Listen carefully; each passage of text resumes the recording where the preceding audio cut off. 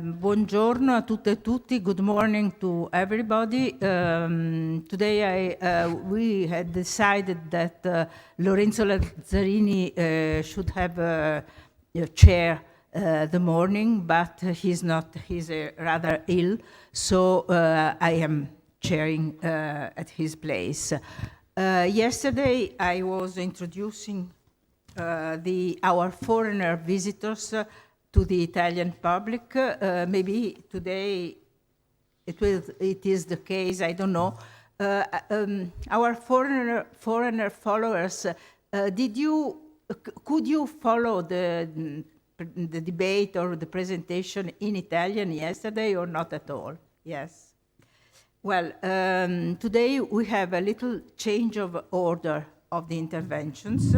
Sergio Pascolo will speak first in Italian, but if you have questions in English or in French, you can make them. Sergio Pascolo was born in Udine. He is an architect. He is professor of design at University UAV in Venice. He worked as a designer in Milano, Lisbona, and Hamburg. He's the founder, and here he is presented as this one. He is the founder of Venice Urban Lab, which is a very interesting initiative, rather recent initiative, I think, where he develops seminars, workshops, webinars for proposing ideas and design projects for Venice with students, Italian and foreigners, young researchers, scholars, and professionals coming from different places. In a sense, the premise to this his intervention today is a rather recent, not really recent now, but rather recent book he wrote in 2020, Venezia, secolo XXI, strategie per un rinascimento sostenibile. And please, Sergio. I move to... Yes, please.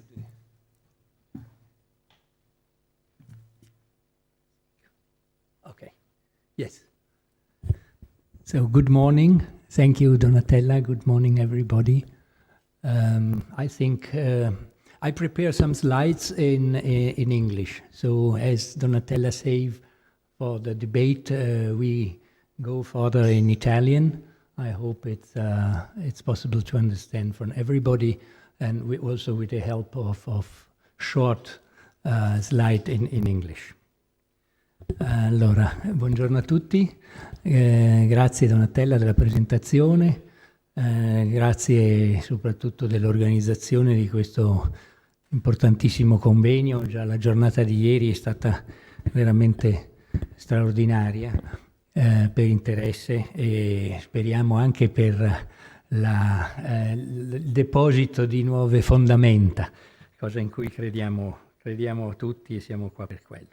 Ringrazio Donatella appunto per aver già accennato un po' ad alcune cose. Io mi occupo di Venezia da quando sono venuto qua. Io non sono veneziano, sono veneziano per scelta, sono venuto qui dopo i primi 5 anni che ho fatto di residenza temporanea a Venezia durante gli studi. Ho studiato alla Facoltà di Architettura di Venezia, negli anni gloriosi in cui c'era Manfredo Tafuri, c'era Aldo Rossi, Gino Valle, Vittorio Gregotti, insomma la professoressa Donatella Calabi e tante personalità importanti.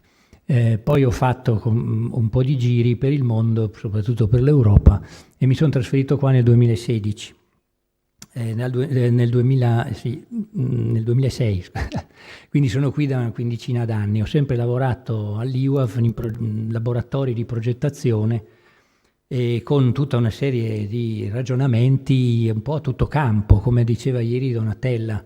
È importante questa città cercare di capirla nella sua complessità. È una parola un po' scomoda, tutti in questo momento, in questo periodo, cercano soluzioni semplici, scorciatoie, e Venezia non è fatta per quello, è fatta invece per insegnare proprio il camminare nella complessità, ed è quello che stiamo facendo qui. Questo è il libro a cui accennava Donatella, in cui ho messo insieme tutta una serie, anche nelle ultime pagine sono pubblicati una quarantina di esempi solo di lavori che abbiamo fatto con gli studenti. Complessivamente sono stati coinvolti credo 600 studenti nel corso degli anni, studiando, indagando le grandi potenzialità di questa città e di questa straordinaria struttura urbana che è città e laguna, quindi il sistema metropolitano, il sistema lagunare, il sistema della città insulare, della città arcipelago. È importante partire proprio da questo fatto della complessità e dell'importanza di questo sistema, come ha detto ieri anche Donatella, proprio per la sua morfologia molto particolare. Ed è anche questo, mi ha fatto piacere perché ieri sia Donatella che anche il Presidente hanno citato il fatto che questa città appunto va pensata a lungo termine. Sappiamo che purtroppo è il contrario di quello che sta succedendo a livello amministrativo e politico, che è una questione di sempre, perlomeno in Italia, però quindi la programmazione per mandati elettorali non si addice a una città come questa, forse a nessuna città, per dire il vero. Noi che ci lavoriamo sugli sviluppi urbani sappiamo che le riflessioni e le indagini sulla città al 2050, scadenza climaticamente significativa per i protocolli mondiali ed europei, la città al 2050 viene pensata da almeno una quindicina d'anni in giro per l'Europa. Noi in IUAV abbiamo fatto nel 2007-2008 abbiamo partecipato a un concorso che allora mi avevano incaricato di un po' fare il coordinatore di questa esperienza, di partecipare a un concorso come IUAV per lo sviluppo urbano della Greater Helsinki 2050. Ed era a 43 anni dal 2050, adesso ci stiamo avvicinando clamorosamente. Quindi questo mi sembra una cosa importante e anche mi sembra una cosa molto, molto, molto condivisa. Il fatto che siamo qui per immaginare strategie al 2050, ieri mi sembra il Presidente ha detto giustamente al 2100, che è questa logica del pensare almeno a questo secolo. In questo sappiamo che ci sono delle questioni che sono molto più complicate ancora di quello che stiamo discutendo, che è la vivibilità, la rigenerazione di parti, che è la questione del innalzamento dei mari, e quindi sappiamo che al 2100 possono esserci delle criticità ulteriori. Ciononostante io credo che proprio anche quel discorso dell'innovazione ambientale rientri nelle questioni che stiamo cercando di affrontare. Ecco, qui vi riporto solo una frase, come dire uno statement che appartiene a questo libro. E sappiamo benissimo che Venezia è una città World Heritage Site dell'UNESCO.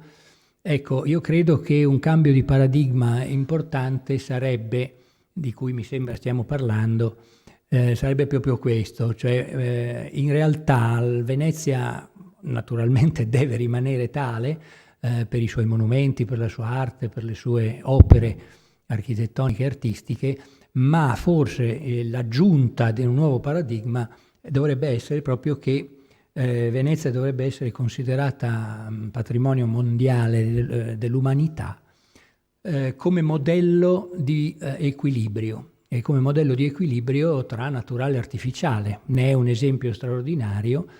Ma perché questo modello di equilibrio è così importante? È così importante perché questo equilibrio e questa struttura e questa morfologia particolare e unica promuove e induce un modello di vita, un lifestyle, un modello di vita sostenibile. sia per la sua caratteristica di pedonalità che per la caratteristica straordinaria di città d'acqua.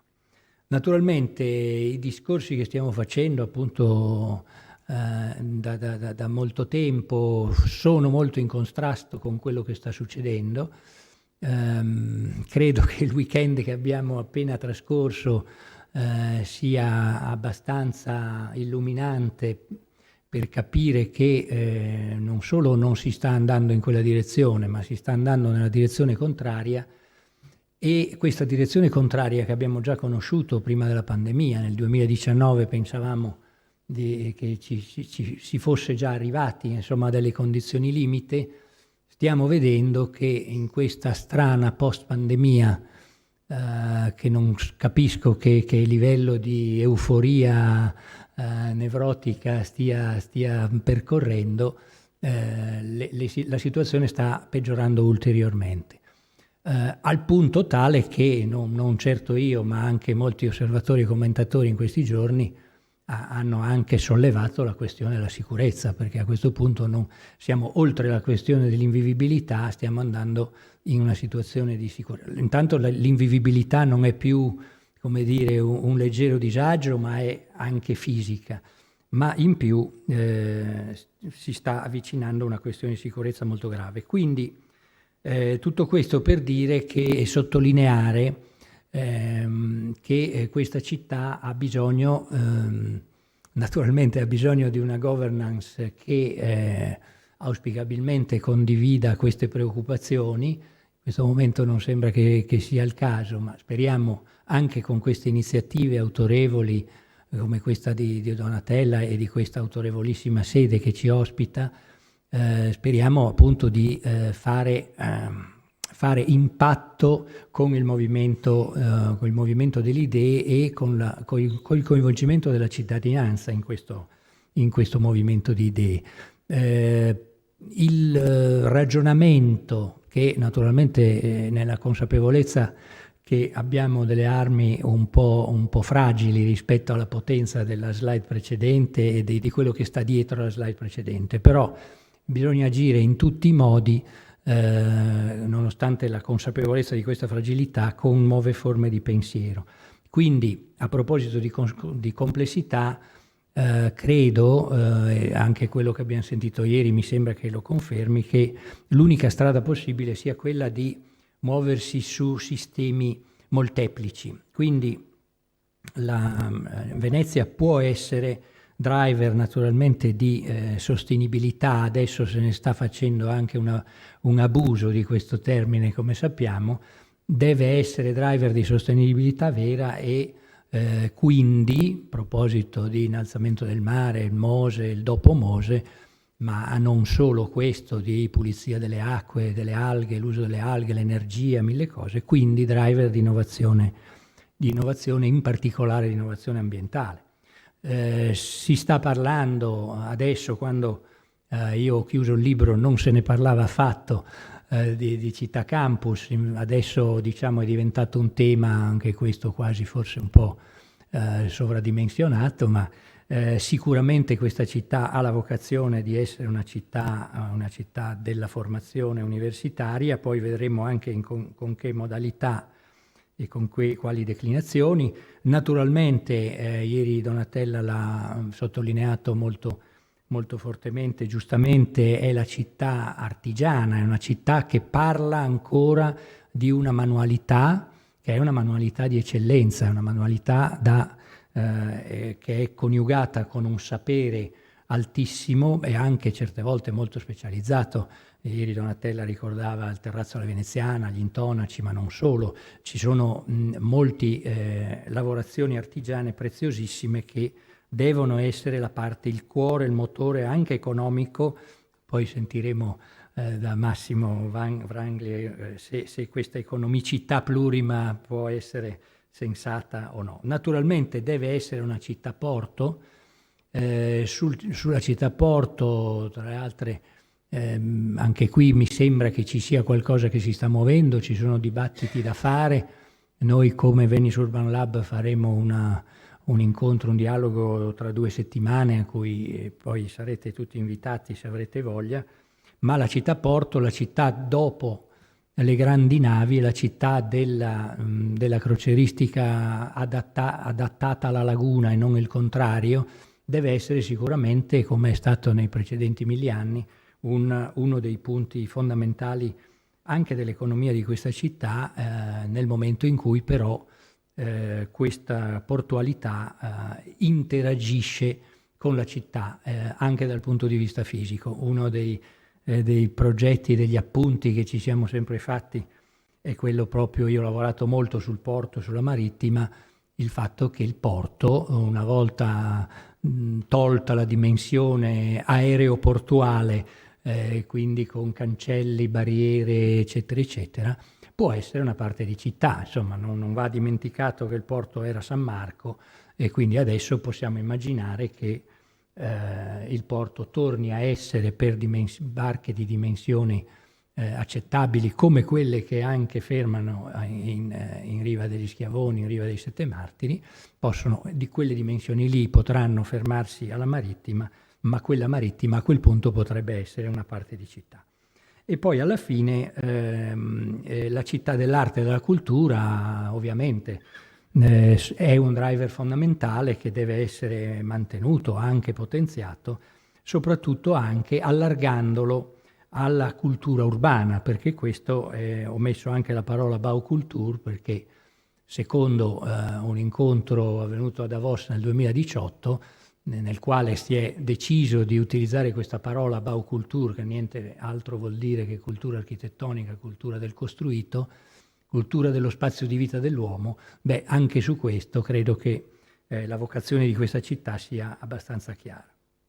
Quindi possiamo cercare di usare questi elementi un po' come veri e propri strumenti, come tools, come strumenti sempre pensati. Poi qui chiedo sempre verifica e conferma al successivo intervento di Massimo, come motori di un'economia che porti persone ad avere posti di lavoro, ad avere attività interessanti qui e quindi residenza temporanea, come è stato detto ieri dalla professoressa Calabi, o definitiva, ma io penso che la residenza temporanea per questa città sia anche uno strumento per attivare successive temporaneità e anche successivi trasferimenti di persone in maniera definitiva. Quindi quell'idea che la città abbia una nuova attrattività di popolazione che in diverse forme abita la città. Poi sappiamo benissimo che se queste cose funzionassero non sappiamo bene di certo se hanno la forza per contrastare quella massa di turismo, per i quali però il mio auspicio è che se queste cose riuscissero a decollare, probabilmente le misure per contenere quel turismo di massa, che oggi ancora paradossalmente è visto come l'unica economia della città, forse ci sarebbe anche più possibilità di immaginare che queste misure vengano adottate. E sono possibilissime, perché lo sappiamo da Parigi, lo sappiamo da Berlino, è una volontà politica quella di contenere questo fiume di turismo globale che invece adesso costituisce un grande limite. Ecco, di queste vocazioni, di questi tools, credo che valga la pena oggi, l'European Green Capital è anche una vocazione, secondo me, per la quale io ho fatto un gruppo di tesi di laurea ancora nel 2008, il secondo anno dopo che era stato istituito il European Green Capital Award. La prima città è stata premiata, era Copenaghen, la seconda Amburgo, città che io conosco, dove ho vissuto e che conosco molto bene, e in quell'anno, nell'anno accademico successivo, ho proposto a un gruppo di studenti di fare un'indagine, di fare una specie di dossier su come potrebbe essere un dossier di candidatura di Venezia a European Green Capital. In questi 12-13 anni le cose sono un po' peggiorate, allora era molto plausibile, era molto, molto facile immaginarlo, adesso ci sarebbe un po' più recupero da fare delle cose, perché il Green Capital funziona che si deve presentare cosa è stato fatto finora, qual è la situazione di base, cosa è stato fatto finora e cosa ci si propone di fare nel periodo tra la candidatura e gli anni in cui si rimane premiati.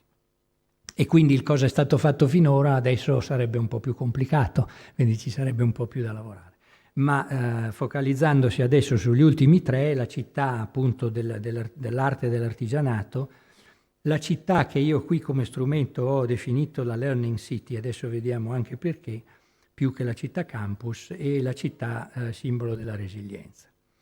A proposito di Learning City, a proposito di strumenti, mi interessava nella logica che ha lanciato ieri Donatella di questi incontri, lanciare alcune idee che non sono ancora operative ma che potrebbero essere dei suggerimenti.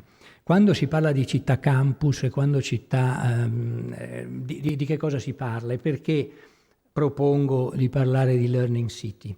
Faccio riferimento, anche se sappiamo benissimo che l'UNESCO per tanti aspetti è una assolutamente autorevole istituzione dal punto di vista del contrasto agli eccessi di turismo, non mi sembra che protegga Venezia e non mi sembra che protegga i tantissimi siti che anche grazie o a causa dell'UNESCO vengono sempre più invasi in giro per il mondo, non solo città straordinarie ma anche luoghi naturali straordinari. Ciò nonostante l'UNESCO ha dei programmi, ha dei subprogrammi come questo, per esempio, che mi sembrano molto interessanti per noi, e perlomeno per usarli come strumenti, come driver. C'è questa rete, questo network di Learning Cities che propone di immaginare le città appunto come luoghi della formazione, che non vuol dire solo luoghi dell'insegnamento, che è molto diverso.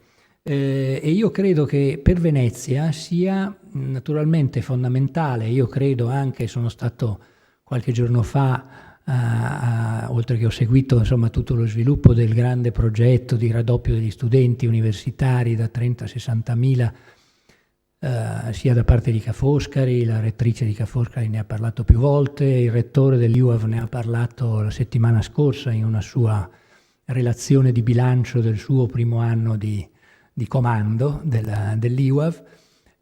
Quindi va benissimo, al di là dei numeri che non riesco a valutare io personalmente, però va benissimo che la vocazione universitaria sia potenziata.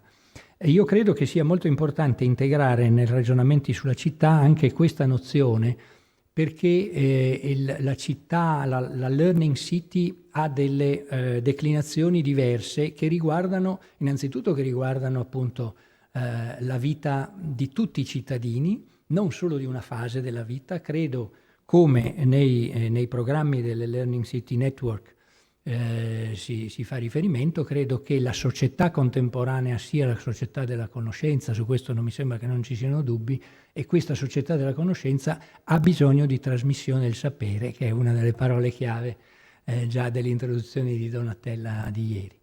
E la trasmissione del sapere può avvenire in molte forme e soprattutto può riguardare appunto tutte le fasce di età, fino all'università già istituite della terza età, ma anche nella fase adulta delle persone c'è un aggiornamento professionale continuo, ci sono professionalizzazioni, c'è questa trasmissione di sapere che per Venezia potrebbe essere assolutamente importante.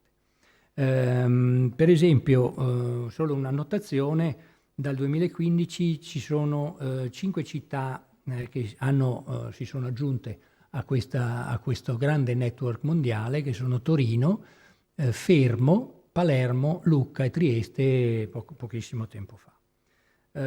Naturalmente, ecco, l'interrogativo che io pongo a voi, pongo in questo convegno per una discussione tra di noi è perché Venezia no, e perché questa foto che ho aggiunto lì naturalmente è un richiamo al fatto che se Venezia credo che abbia tutti i titoli, dovremmo vedere insieme se ha l'interesse e quali potrebbero essere i vantaggi di questo network, a me sembrano tantissimi. Se Venezia potesse immaginare di cavalcare anche questa strada, ecco che questo potrebbe essere un punto di aggancio per i ragionamenti che stiamo facendo su Rialto. Il secondo strumento che mi sembra importante provare perlomeno a portare come argomento di discussione tra di noi, è un altro network, è quello della Creative Cities. Le Creative Cities, come vedete, anche questo credo che siano 180 le città, questo è un network molto più ampio, è un network che avvolge alcune delle questioni di cui abbiamo parlato e che riteniamo siano significative proprio per Venezia e per il futuro di Venezia. Il primo è Crafts and Folk Art. Poi c'è Design e Film, di cui non abbiamo ancora parlato, ma certamente è interessante anche per Venezia. C'è la gastronomia, che credo che appunto sia assolutamente interessante per quello che poi sentiremo ci racconterà Paolo Lucchetta e quello che soprattutto che è stato raccontato ieri di come si possa appunto, nonostante le opinioni diverse dell'assessore, integrare il lavoro attorno alla questione della gastronomia, che non credo sia una questione così specializzante, ma è una questione molto olistica, perché con la gastronomia si parla di alimentazione, si parla di molte cose. Naturalmente letteratura, musica e arte, che sono le vocazioni fondamentali, direi, di Venezia. Ecco, qui vi ho aggiunto questa slide perché a proposito di gastronomia, come vedete ci sono tante città nel mondo, che anche alcune assolutamente come dire, sorprendenti, almeno per quel poco che è la mia conoscenza nel mondo della gastronomia. Comunque la cosa abbastanza interessante è che in Italia ci sono 3 città che appartengono a questo network, che sono Alba, Bergamo e Parma. Su Parma credo che non ci siano dubbi, ci sono state anche tentativi istituzionali di portare istituzioni europee che non sono andate in porto. Alba sicuramente determinante il fatto che sia luogo di fondazione di slow food, oltre che i famosi tartufi. Bergamo francamente non so bene quali siano le particolarità, ma questo anche per dire che tutto quel straordinario bagaglio di conoscenza sulla gastronomia, sull'alimentazione, sulla particolarità dei prodotti della laguna e anche del territorio di Sferaferma, credo che potrebbe essere un grande driver anche qui per portare avanti quel discorso che stiamo cercando di portare avanti. Ecco, anche qui naturalmente vedo che la scritta sotto è finita un po' in basso, comunque c'era un grande punto interrogativo. Questo per riagganciarci ai discorsi che abbiamo fatto, che sono stati fatti ieri, che sia il vero e proprio forum dell'artigianato o un forum ancora più complesso che riguarda proprio la trasmissione di sapere a tutto campo, è quello di cui vorremmo parlare. Ringrazio Donatella di aver citato questo Venice Urban Lab, non lo voglio raccontare e spiegare in dettaglio, voglio solo fare 2 annotazioni solo perché crea un gancio ulteriore con la questione della Learning City. Venice Urban Lab appunto è un'associazione civica che cerca di diventare un catalizzatore della cultura urbana, perché tra tutte le cose che abbiamo detto, quel appunto sulla Baukultur che ho fatto nella una delle prime slide, io credo che oltre che l'arte, tutte le arti in particolare, questa città debba anche proprio attribuirsi un ruolo importante nel mondo per la cultura urbana, perché è in sé un messaggero di valori della cultura urbana. E quindi con questa associazione vogliamo un po' rafforzare, avere degli strumenti per rafforzare quello che è il terzo degli strumenti che avevamo sottolineato, che è questo della resilienza. Ne parlavamo un attimo fa prima di cominciare. Questa città è indubbiamente anche una città che sta dimostrando ed è modello anche di resilienza dei cittadini, ed è quello che anche queste iniziative cercano di portare avanti, e che molto in piccolo con questa iniziativa di Venice Urban Lab, che è collegata come partnership ufficiale alla New European Bauhaus, stiamo cercando di portare avanti. Concludo solo con un ponte sulla questione della Learning City. Noi con questa associazione, ma spero anche collegandoci con l'Istituto, con l'Associazione Rialto, proponiamo una serie di attività che appunto sono di design, sulla residenzialità, sulla Baukultur, ma quella che vi volevo un po' spiegare è questa che qui è indicata come Workshop 5, che è l'attività di collegamento di quello che moltissime università di tutto il mondo portano attività, anche qui temporanee, in forma di workshop, di summer school, in diverse forme. Sta succedendo da molti anni, sta succedendo in maniera molto importante, ma di questo non resta nessuna traccia in città. Allora, a proposito di essere collettore, che potrebbe essere la struttura, la nostra piccola associazione, oppure una rete più grande che si fa carico di diventare collettori, io credo che ne ho parlato con diversi docenti che fanno questi workshop. Adesso stiamo parlando con un professor di paesaggio, Gunther Vogt, dell'ETH di Zurigo, che verrà qui. Dice lui, per quello che ho messo prima nella slide i semestri veneziani, dice lui facciamo un semestre a Venezia, poi di solito si traduce in 1 settimana o 2 settimane, ma va bene lo stesso. Allora l'idea è quella che ci sono appunto tantissime scuole, e non solo di architettura. Noi un po' facciamo riferimento al mondo dell'architettura, del paesaggio e della cultura urbana. Si può fare lo stesso discorso anche in altre discipline importantissime, come può essere la sociologia, l'antropologia e altre ancora. Raccogliere queste e diventare collettori di queste esperienze vuol dire far sì che queste esperienze non siano anche queste meritevoli per gli studenti, importanti per i docenti o per il dipartimento, eccetera, ma che abbiano un'interazione vera e propria con questa città, e questo è il nostro ruolo, cioè creargli dei contatti per queste progettazioni estemporanee che vengono portate qui, che è tanta energia di ragazzi giovani, energia di docenti spesso autorevolissimi che ovviamente conoscono bene Venezia, ma è sempre una conoscenza da lontano e dall'esterno. Ecco, mettere in contatto questa sapienza, anche questa conoscenza, con la città reale, con le esigenze della città reale, ma anche con il mood della città reale, con appunto l'atmosfera, con il clima della città reale, credo che sia un arricchimento per quelle esperienze. È un arricchimento per la città se questo collettore possa diventare qualche cosa di organizzato, sicuramente in digitale, ma anche forse fisicamente, e quindi un luogo di scambio, un luogo di sedimentazione. Nel giro di pochi anni, io credo che, se consideriamo, abbiamo fatto un workshop organizzato dall'Ordine degli Architetti di Düsseldorf 2 settimane fa, insieme col professor Marco Pogacnik. Ci siamo messi bevendo il caffè, io e lui, abbiamo contatti con 10 università tedesche, solo della Germania, che vengono ogni anno a fare dei workshop qui. Ecco, le università americane sono tantissime, le università francesi, c'è tutto il resto del mondo, solo per darvi un'idea.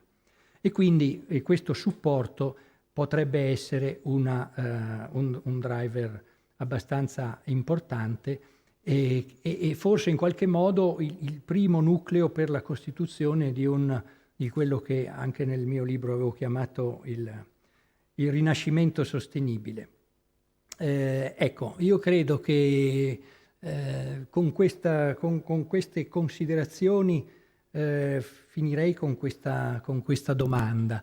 Del libro straordinario di Donatella Calabi su Rialto me è rimasta, anche per fare questo ragionamento, è rimasto molto impresso, a proposito di complessità, il fatto che Rialto già ai tempi d'oro, ai tempi della Serenissima, non era solo un mercato alimentare, ma era un centro di scambi a tutto campo, anche a livello economico si facevano le grandi transazioni, era il World Trade Center del 1500. Allora, se all'epoca si è coniugato in termini di complessità, ovviamente il mercato alimentare, che aveva un'importanza, appunto si parlava anche lì addirittura di scala mondiale, quindi c'erano merci che venivano da tutto il mondo, cosa che non succedeva nei mercati vicini e in altri mercati, quindi aveva una sua particolarità. Ma ciò nonostante, le grandi specializzazioni, il vino piuttosto che le farine, eccetera, eccetera, ciò nonostante era anche importante anche un luogo di scambio, un luogo di affari, un luogo di commerci a tutto campo, appunto un World Trade Center che noi associamo sempre a New York. Ecco, allora piuttosto che naturalmente scambio, di sicuro non ha senso pensare di portare una borsa internazionale a Venezia, però uno scambio di saperi, un luogo che diventa un grande scambio di saperi, incrociando tutte le cose che abbiamo detto, a partire dall'artigianato, a partire dalla gastronomia, ma anche fino alla baucultura, alla cultura urbana, eccetera, eccetera. Ecco, forse usando anche questi driver di quei due network a cui ho fatto accenno, potrebbe essere cioè non lo dico come affermazione, potrebbe essere un qualche cosa che ci aiuta a pensare il futuro di Rialto. Grazie.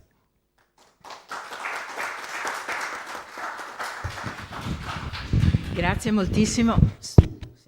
Grazie moltissimo Sergio. Io credo che ci abbia portato una serie di questioni già cominciate a ventilare ieri durante tutto il giorno e che adesso abbiamo modo di riprendere, anche in modo molto propositivo, e quindi davvero ti ringrazio molto.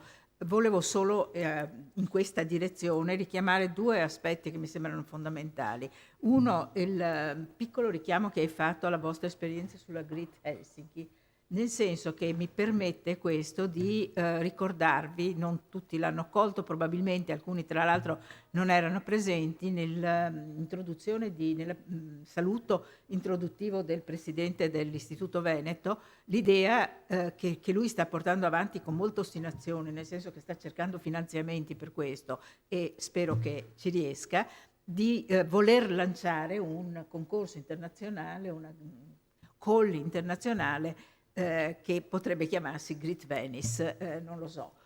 Finora i suoi modelli di riferimento erano stati il Grand Paris, il Grand Genève e così via. Great Helsinki è qualcosa anche da mettere insieme. Voglio dire, l'Istituto Veneto sta anche cercando di fare un lavoro di raccolta di materiali in questa direzione per cercare di fare un bando da questo punto di vista. E quindi questo mi sembra veramente una cosa che vale la pena di tenere presente, in cui l'innovazione ambientale è sicuramente, in questo senso Helsinki forse è più interessante di Parigi. La questione cioè c'è una forte determinazione da parte del presidente attuale dell'Istituto Veneto, che si basa peraltro su una tradizione, su un'esperienza pregressa dell'Istituto Veneto nei confronti della città, che mi sembra che valga la pena di tenere presente, perché appunto si tratterà per l'Istituto di costruire un bando alla fin fine. Quindi questo mi sembra veramente importante. La seconda piccola annotazione che vorrei fare io, non era piccola, è questa sulla baucultura, la cultura urbana e il ruolo delle associazioni. Tu hai parlato di Venice Urban Lab, io sono portatrice dell'associazione Progetto Rialto, sono convinta, ma ce l'hanno detto spesso molti amici vicini e lontani, che Venezia vive una situazione abbastanza paradossale da questo punto di vista, nel senso che per un verso solita refrain che sentiamo ripetere 1000 volte, perde popolazione, però ha un numero di associazioni che si impegnano sul loro piccolo o grande pezzetto che non ha l'eguale al mondo. Allora, questa cosa di lasciar traccia credo che sia veramente un obiettivo fondamentale, e gli strumenti che tu proponevi dei bandi UNESCO, della Creativity o i network, scusate, della creatività o l'altro come si chiama, del learning, sono assolutamente fondamentali. Non c'è dubbio, io credo veramente che sia veramente importante cercare di trovare un modo per avere un collettore, nel senso che gli sforzi fatti in questa città su pezzi di città, non so, pensate, adesso è una cosa che non ci ha mobilitato qui, non ci sta mobilitando qui, ma pensate alla quantità di ricerche, proposte, ipotesi che sono state fatte sull'Arsenale. Cioè, sono decenni che figure di tutti i generi, architetti e non architetti, gli architetti si sa invadono il mondo, in particolare a Venezia, ma insomma anche non architetti, comunque personaggi di tutti i generi hanno lavorato sull'Arsenale da sempre. Credo che non ci sia posto alcuno in cui ci sia traccia di tutto questo enorme lavoro, che in qualche caso è stato un lavoro molto serio, qualche caso probabilmente no, ma voglio dire, raccogliere, avere il problema del collettore e lasciar traccia, credo che sia, a mio modo di vedere, assolutamente fondamentale. Non voglio farla troppo lunga, tornerei alle presentazioni. Se ho ben capito parla prima Laura, giusto? Allora, I switch to English because yesterday I introduced today we have an Italian morning and even in the afternoon. Yesterday we had a foreigner day. So I switched to English just to introduce the second speaker, Laura Fregolent. She is full professor of town planning at the University UAV of Venice, where since years, she is dealing with the complex problems about the residents in different levels and different ways.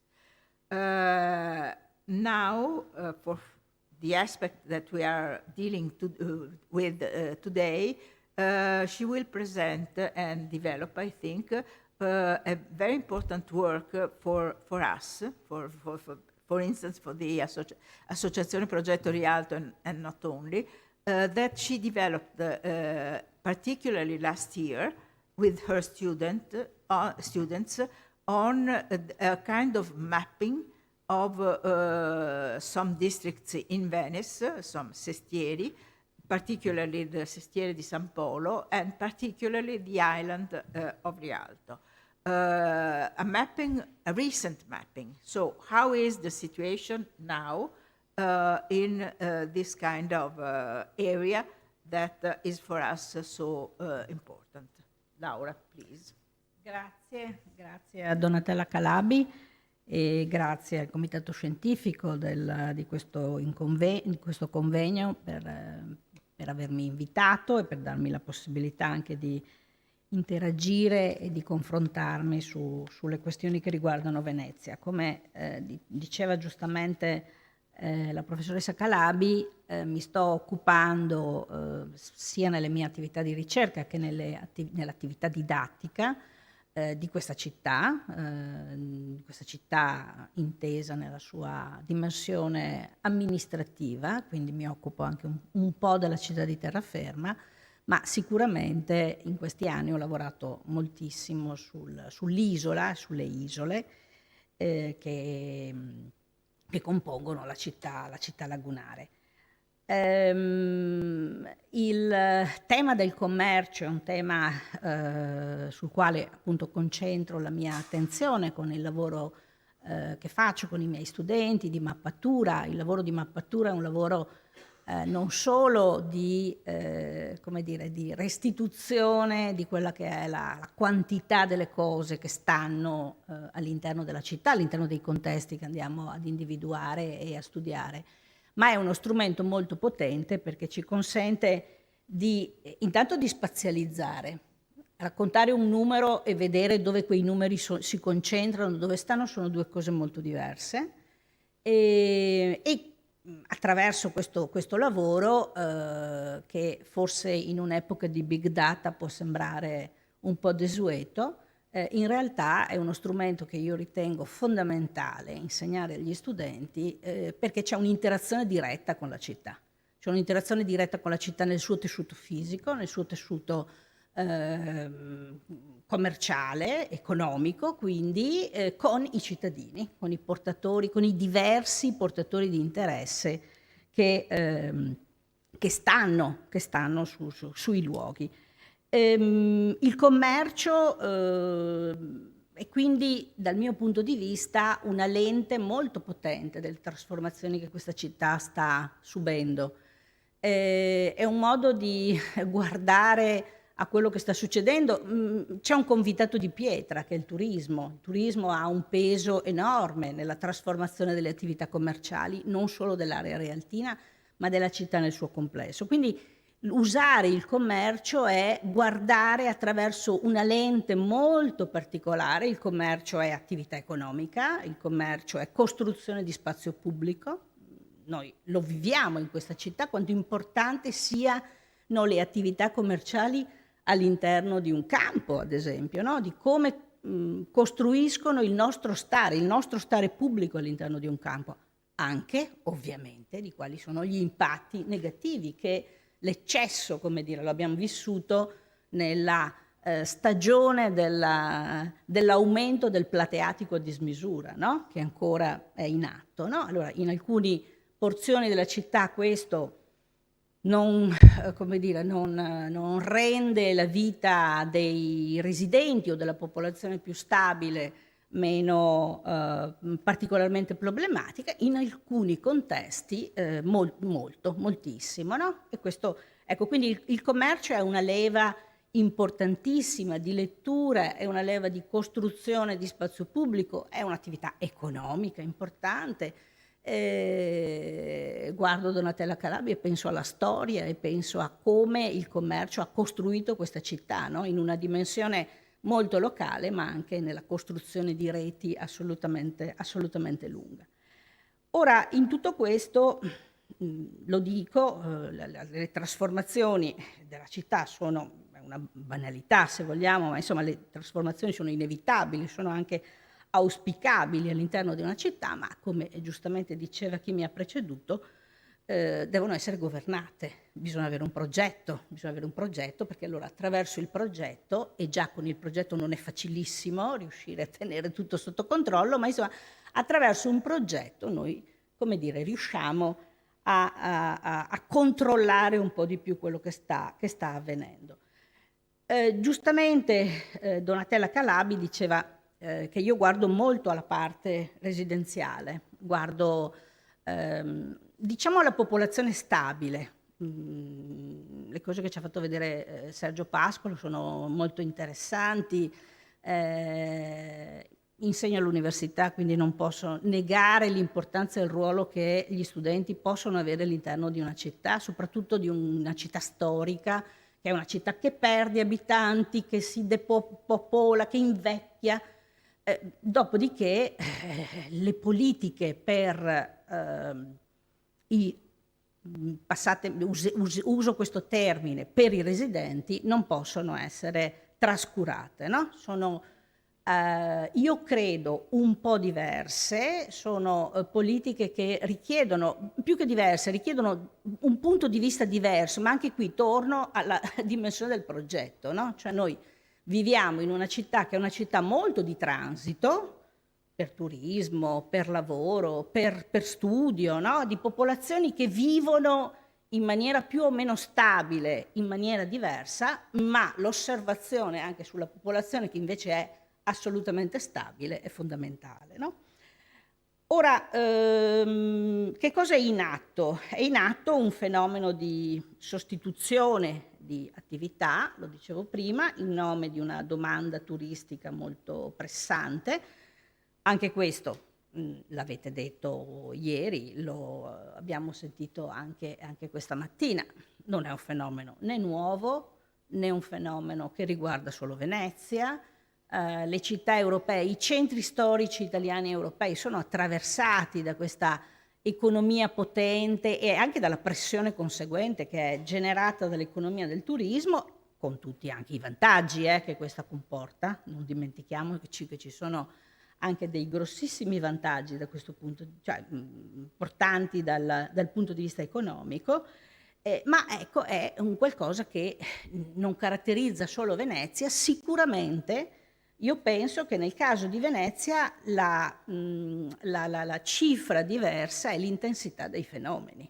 L'intensità dei fenomeni e la velocità con la quale questi fenomeni si sono manifestati, no? Cioè è come se altri centri storici di altri contesti italiani e europei avessero una capacità non di resistere, perché se andiamo nelle città d'arte italiane non abbiamo situazioni molto diverse, ma forse è il contesto, la struttura morfologica delle città stesse che consente di avere, come dire, una capacità di resistenza maggiore o di vedere anche gli effetti in maniera diversa, no? Venezia, per la sua forma, per la sua struttura e anche per quello che è, perché è Venezia. Cioè la velocità e l'intensità delle cose è decisamente maggiore. Abbiamo infatti assistito nel corso degli ultimi decenni ad una progressiva banalizzazione del tessuto commerciale veneziano e questo è una legge, come dire, di domanda e offerta molto classica, no? Se io ho 30 milioni di persone che arrivano in città e che hanno una capacità di spesa non altissima o comunque una grossa fetta, una capacità di spesa contenuta, è ovvio che fioriranno i luoghi dove si mangia un panino, si mangia un cibo veloce, eccetera, no? Ma questi, voglio dire, sono comportamenti che possiamo anche misurare su di noi e su come noi ci comportiamo quando siamo turisti, perché un'altra cosa da dire è che siamo tutti turisti, tutti siamo turisti. Ora, ci sono alcune questioni aperte, a me è molto caro appunto il tema della demografia, che ci fotografa, come dire, alcune cose, no? Lo diceva bene Donatella Calabi prima, la demografia, la popolazione veneziana non è solo la popolazione iscritta all'anagrafe, perché c'è una popolazione stabile decisamente più ampia. Questo ci serve non solo per dire che non siamo scesi sotto i 50.000, ma anche che la popolazione all'oggi la dobbiamo guardare in maniera un pochino più articolata, che non il semplice residente e non residente, no? Però comunque il guardare ai residenti qualcosa ci dice e ci costringe, come dire, a ragionare sempre su quell'intensità di fenomeno di cui dicevo, no? E quindi questo è un grafico che avrete, insomma, vediamo costantemente, no? La popolazione, vabbè, cresce nella terraferma, poi si stabilizza, ma insomma queste sono delle dinamiche abbastanza classiche. Quello che ci interessa è appunto vedere come la popolazione del centro storico e anche dell'estuario invece abbia degli andamenti decrescenti molto precipitosi e avvenuti in un arco temporale relativamente breve. Dal 51 in poi abbiamo un calo vertiginoso di popolazione, no? Questo riguarda tutta la città, riguarda le diverse località, questi sono tutti dati ovviamente del Comune di Venezia, riguarda le isole, alcune isole sono sostanzialmente scomparsa la popolazione, no? Cioè pensando ai ragionamenti che faceva Sergio Pascolo prima e anche alla spinta sulla sostenibilità, sulla forestazione, eccetera, forse dei ragionamenti sulle isole si possono fare anche non esclusivamente legati, io credo, al turismo, ma legati a una dimensione proprio di costruzione sostenibile della città, no? Cioè un polmone verde che serve a tutti, non lo puoi fare in città, ma lo puoi fare fuori, lo puoi fare in terraferma, eccetera, no? Allora, quello che vediamo è un calo abbastanza, alcuni sestieri o alcune porzioni della città calano di meno, ma sostanzialmente il quadro è un quadro di forte contrazione della popolazione in tutta la parte, diciamo, insulare. Ora, questo è quello che noi facciamo, no? Quindi andiamo sul campo, mappiamo non solo non solo dove sta l'attività, a tutti questi punti è associata una fotografia, quindi sappiamo che cos'è, tra l'altro. Poi le fotografie non le mettiamo online perché magari ci sono delle persone, quindi insomma ci sono tutta una serie di problemi legati alla privacy, ma sono abbastanza, come dire, certificati questi punti, no? E soprattutto sappiamo quello che c'è, perché ad esempio un'altra questione sulla quale poi mi soffermerò è la dinamicità con la quale tutto questo cambia, no? Cioè il fatto che in alcune porzioni della città noi vediamo il commercio cambiare da un anno all'altro e anche di più, no? E questo è dovuto a diversi fattori, non solo alla domanda e offerta, ma anche il regime di proprietà di questi fondi. Ma insomma, questa è come dire, l'osservazione complessiva, no? Che facciamo. Questi sono quasi 3.000 punti e sono tutte attività a piano terra, ovviamente, e sono attività molto legate ai beni più che ai servizi, no? Perché non ai servizi? Perché spesso i servizi stanno al secondo piano, non stanno a piano terra, oppure non li vedi perché è diversa la relazione che noi abbiamo con il commercio di servizio rispetto al commercio dei beni, no?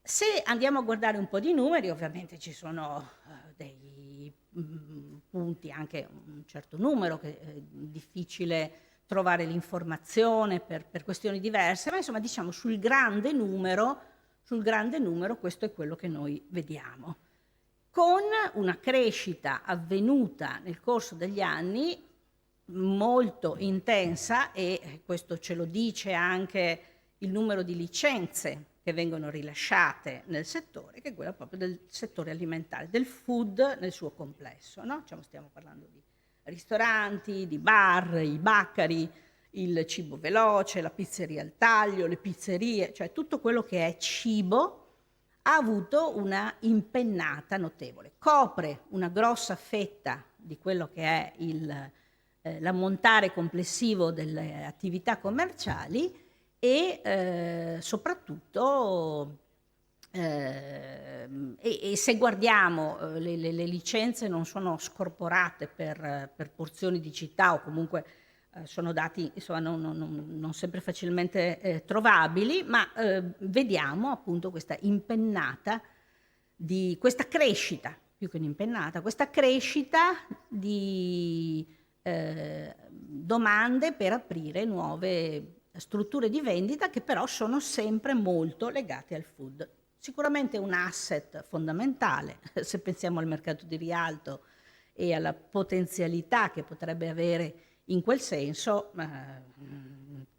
credo che sia la strada verso la quale andare, no? Cioè di rendere anche la normativa e i regolamenti molto più adeguati, diciamo, a quelle che sono le domande che la contemporaneità esprime rispetto a quello che è un regolamento, come dire, molto datato, no? Che comunque risponde ad un mondo e a una città che era un'altra cosa. Però, insomma, il dato sul cibo è un dato molto molto rilevante, perché poi il cibo, non solo il cibo, ma c'è tutta una catena, no? Il cibo veloce produce rifiuto, cioè sempre pensando alla dimensione della sostenibilità, non è indifferente quello che apriamo, come le apriamo e anche quali sono gli impatti poi sul tessuto urbano. Ora, guardando più da vicino quest'area, che non è solo l'area realtina, un po' più grande, però insomma guardando a quest'area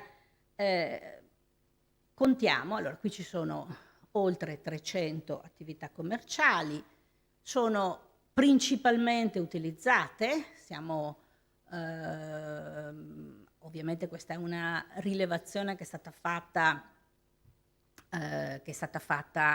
a inizio anno, quindi i numeri potrebbero essere anche diversi adesso, no? Quindi ecco, qui mi consente questa affermazione di aprire un altro capitolo. Noi avremo bisogno di strumenti di monitoraggio costanti, cioè, e questa è un'operazione che dovrebbe fare, io credo, l'operatore pubblico. Certo, l'università mette a disposizione le sue conoscenze, le sue competenze, ma un'osservazione costante su quello che sono alcuni fenomeni alla scala urbana dovrebbe essere prioritario per un'amministrazione pubblica, perché significa avere costantemente sott'occhio quello che succede, significa costantemente avere contezza di quelle che sono le trasformazioni anche in atto, i fenomeni. Ora, molte di queste situazioni che abbiamo chiamato di abbandono sono delle situazioni di chiusura, ripeto, probabilmente molte cose sono anche cambiate, no?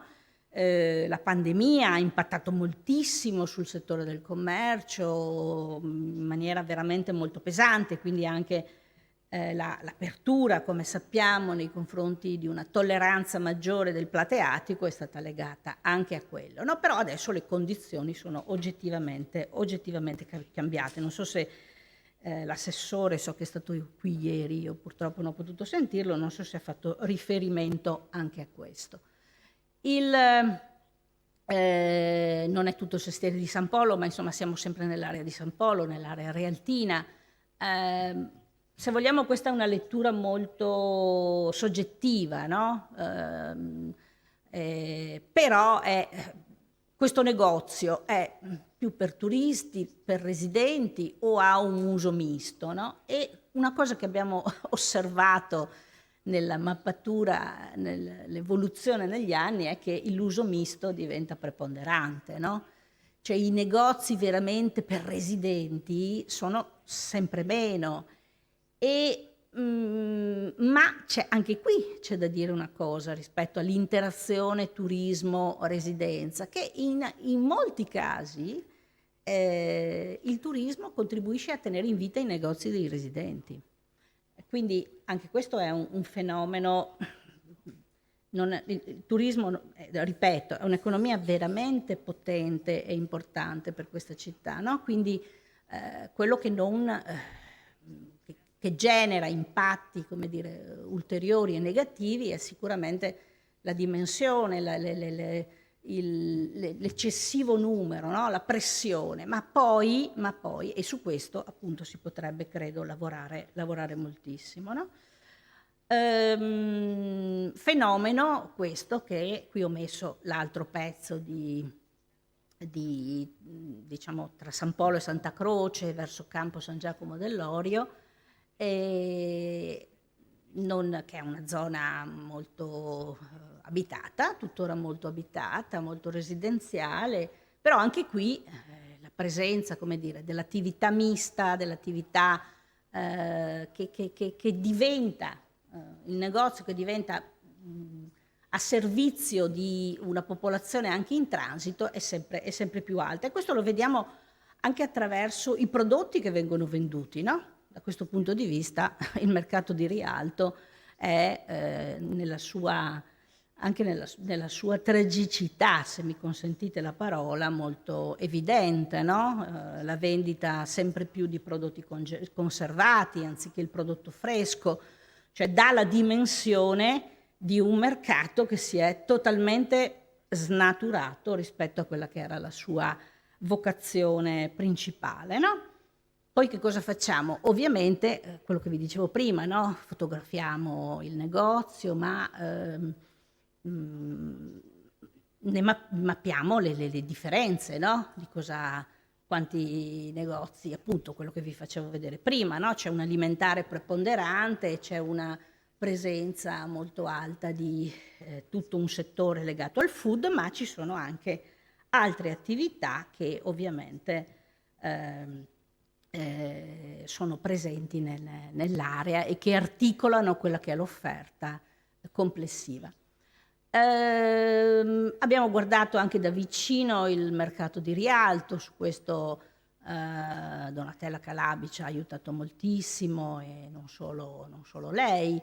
Abbiamo guardato da vicino che cos'è, qual è lo stato del mercato alloggi, la differenza rispetto, certo era ancora presente il mercato all'ingrosso, no? Quindi di quello anche quello aveva un suo impatto, soprattutto sull'ortofrutta, però i numeri sono numeri che sono appunto, che testimoniano di una trasformazione molto forte, no? Avvenuta all'interno dell'area rialtina.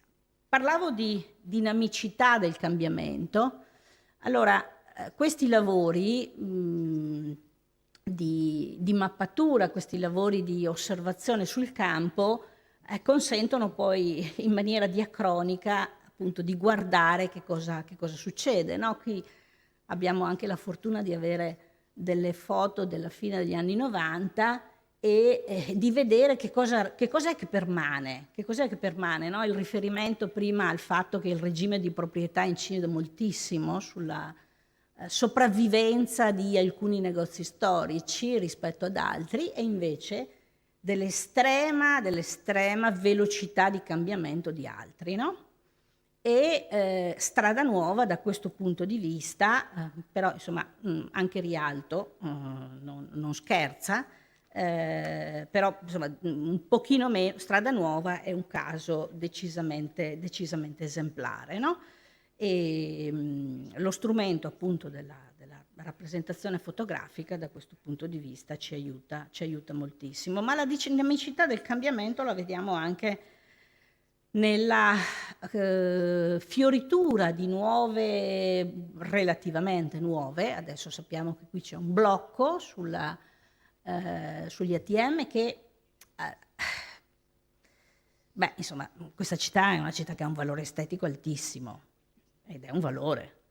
E quindi quando noi parliamo di negozi pacottiglia, quando noi parliamo di negozi che, come dire, alterano, e non solo in Piazza San Marco, non c'è solo Piazza San Marco, ma che alterano, come dire, complessivamente la fisionomia di alcune calli, beh, poi lo possiamo misurare in modo fisico, materiale, no? Cioè che cosa si espone, le luci, la presenza che è diventata abbastanza pervasiva di queste casse automatiche che stanno sia dentro nei negozi, sia hanno occupato dei piccoli fondi che erano in precedenza dei piccoli negozi, no? Cioè sono 77 in città, sono 77 ma non sono tutte, perché sicuramente non siamo riusciti a vedere tutte quelle che stanno dentro nel negozio, no?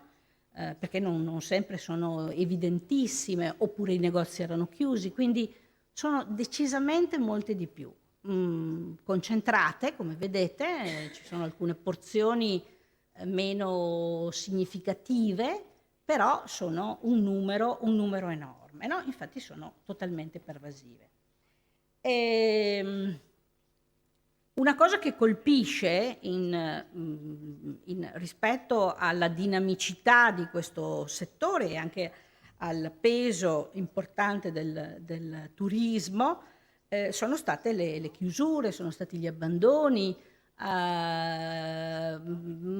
e lo abbiamo visto anche sul ponte di Rialto, no? La denuncia di quest'artista che con questi bambù disegnati riuscita molto più di tante parole a dirci: guardate che non può essere che sul ponte di Rialto c'è uno sfitto, non può essere che vicino a San Marco c'è uno sfitto, no? Cioè bisogna accendere un faro, c'è qualcosa che non funziona, gli affitti sono troppo alti, cioè quali sono le ragioni per cui si verifica questo, no? Perché noi abbiamo fenomeni diciamo, di desertificazione del commercio lontano dalle linee principali di attraversamento. Lì ci sono quartieri ancora molto abitati che una volta avevano piccole attività commerciali che sono state chiuse. Perché? Perché si è tutto riversato, ad esempio, sulla strada nuova, no? E allora queste, forse fare un lavoro di costruire una politica, io non dico una politica sul commercio perché non penso che le politiche debbano essere così settoriali, però dico costruire una politica nella quale il commercio sia, come dire, un punto di osservazione molto, molto preciso. Credo che questa città, insomma, potrebbe, diciamo, giovarsene. Ora, per concludere, ho già concluso, ma volevo aggiungere una cosa, no? Perché l'invito che ci avete posto è di essere, come dire, molto progettuali, no? Allora ritorno a quello che dicevo all'inizio, e cioè l'importanza di lavorare sulle diverse popolazioni che popolano questa città. E però, secondo me, c'è un asset fondamentale. Cioè, se dovessimo partire da qualcosa, da cosa partiremmo? Beh, io partirei dalla casa. Io partirei dalla casa per i residenti.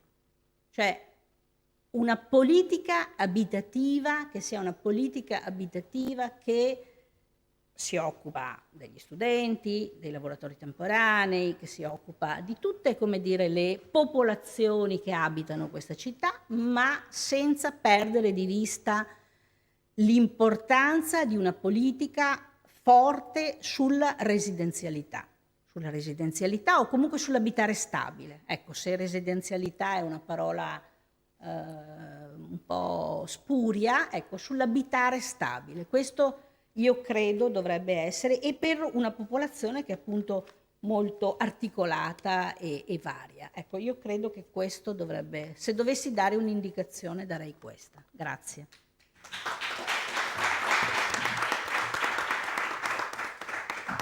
Molte grazie Laura, io credo che sia utilissimo quello che ci hai presentato. Volevo solo sottolineare 2 punti che hai introdotto rispetto a quello di cui abbiamo parlato finora. Il concetto di temporalità, l'insistenza che tu hai avuto sulla velocità e l'accelerazione di certi cambiamenti, mi sembra uno degli aspetti che dobbiamo tutti tenere presenti in maniera importante, e l'intensità dei fenomeni, la concentrazione e intensità dei fenomeni in certe aree. Da questo punto di vista anche richiamo, e questo è il clou del lavoro che hai fatto recentemente e che hai fatto in particolare quest'anno sotto la nostra spinta, è stata la questione della quantificazione per quest'area. È un lavoro che tu stai facendo da un sacco di tempo, ma io credo che avere a disposizione la quantificazione versus l'appello che hai fatto all'osservatorio permanente siano questioni assolutamente fondamentali che non dobbiamo dimenticare. Dopodiché l'invito a partire dalla questione della casa, questa è ovviamente un punto di domanda che metto in discussione fra tutti noi. Detto questo, vi invito tutti ad andare a prendere il caffè che abbiamo qui, 10 minuti, e poi riprendiamo subito dopo con le altre 2 relazioni di questa mattina. Continuiamo le discussioni prendendo il caffè.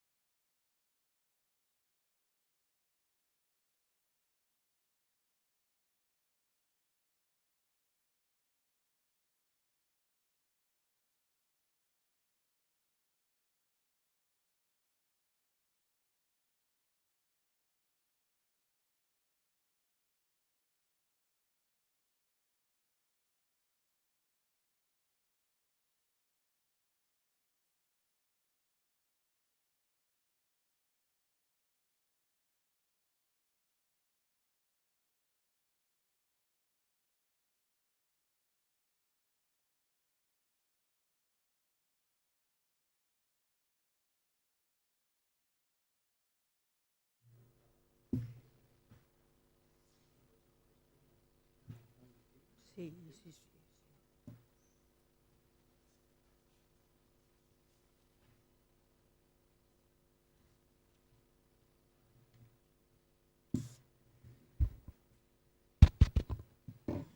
Se prendete posto, ricominciamo,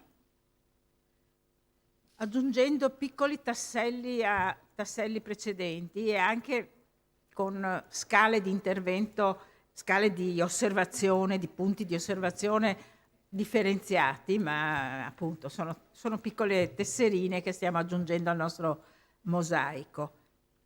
Adesso parlerà Massimo Varglien, che è professore di... torno all'inglese. Massimo Varglien is a professor of economics and management in the Department of Management of University of Ca' Foscari in Venice. He is member, we said yesterday already, member of our committee here, scientific committee of the Istituto Veneto for our initiative. But he is also member of the scientific committee of the Center for Environmental Humanities. And in this sense, maybe some of the questions that raised out this morning are again very important. Probably, maybe, we will see, he will enlarge our perspective. We called him in our committee because he is in a expert of economics. As I said yesterday morning, the other members of our committee are all, in a sense, historians. So we really needed to have a different perspective from a management point of view and from economical point of view. In this sense, I think that he will help us in a different kind of different point of view. Recently, he is very engaged in an initiative called Venywhere. I don't know if you will speak about this or not, very shortly, about a new way of living and working in Venice. So perhaps taking in account also some of the considerations made by Sergio Pascolo at the beginning and by Laura immediately after. So, Massimo. Grazie mille davvero. E sì, mi scuso per certi versi, forse sarò un po' un outlier nella discussione. In realtà la cosa che vorrei aggiungere alla discussione che c'è stata è soprattutto una riflessione su temi che riguardano cosa sta succedendo al lavoro, perché credo che questo abbia enormi implicazioni per quel che succede alle città, e in particolare offre opportunità nuove per città come Venezia. Questo è in qualche modo il punto di vista che vorrei portare, sperando che ci aiuti anche a riflettere sul mercato di rialto, perché poi alla fine comunque su questo tornerò, prometto, cercando di essere anche molto concreto. Non sono né un urbanista né uno storico, quindi prego innanzitutto vi prego tutti di perdonare le grandi asinerie che probabilmente dirò, ma spero che comunque qualcosa di utile resti. E come vi dicevo, la cosa che vorrei fare è una piccola digressione iniziale. Uscirò da Venezia per un attimo, scusatemi, ma poi ci tornerò immediatamente, cercando di riflettere su cosa sta succedendo in termini di come sta cambiando, qual è il futuro del lavoro e che impatto questo può avere sulle città, e su come questo sta modificando, credo, in modo importante le regole del gioco della crescita urbana. Questo mi porterà a chiedermi se Venezia possa tornare a essere, come è stata in realtà a lungo, anche un luogo importante di sperimentazione e di lavoro, e non solo di commercio, fra l'altro, e poi mi tufferò brevemente alla fine su Rialto per cercare di essere anche molto concreto ed esplicito. Come vi dicevo, vabbè, queste sono per molti di voi magari banalità, ma vorrei tornarci perché sono banalità utili. Sappiamo bene che c'è una lunga storia in cui il modo in cui gli spazi di lavoro, il modo in cui pensiamo gli spazi di lavoro e l'evoluzione degli spazi urbani si sono tenuti mano nella mano.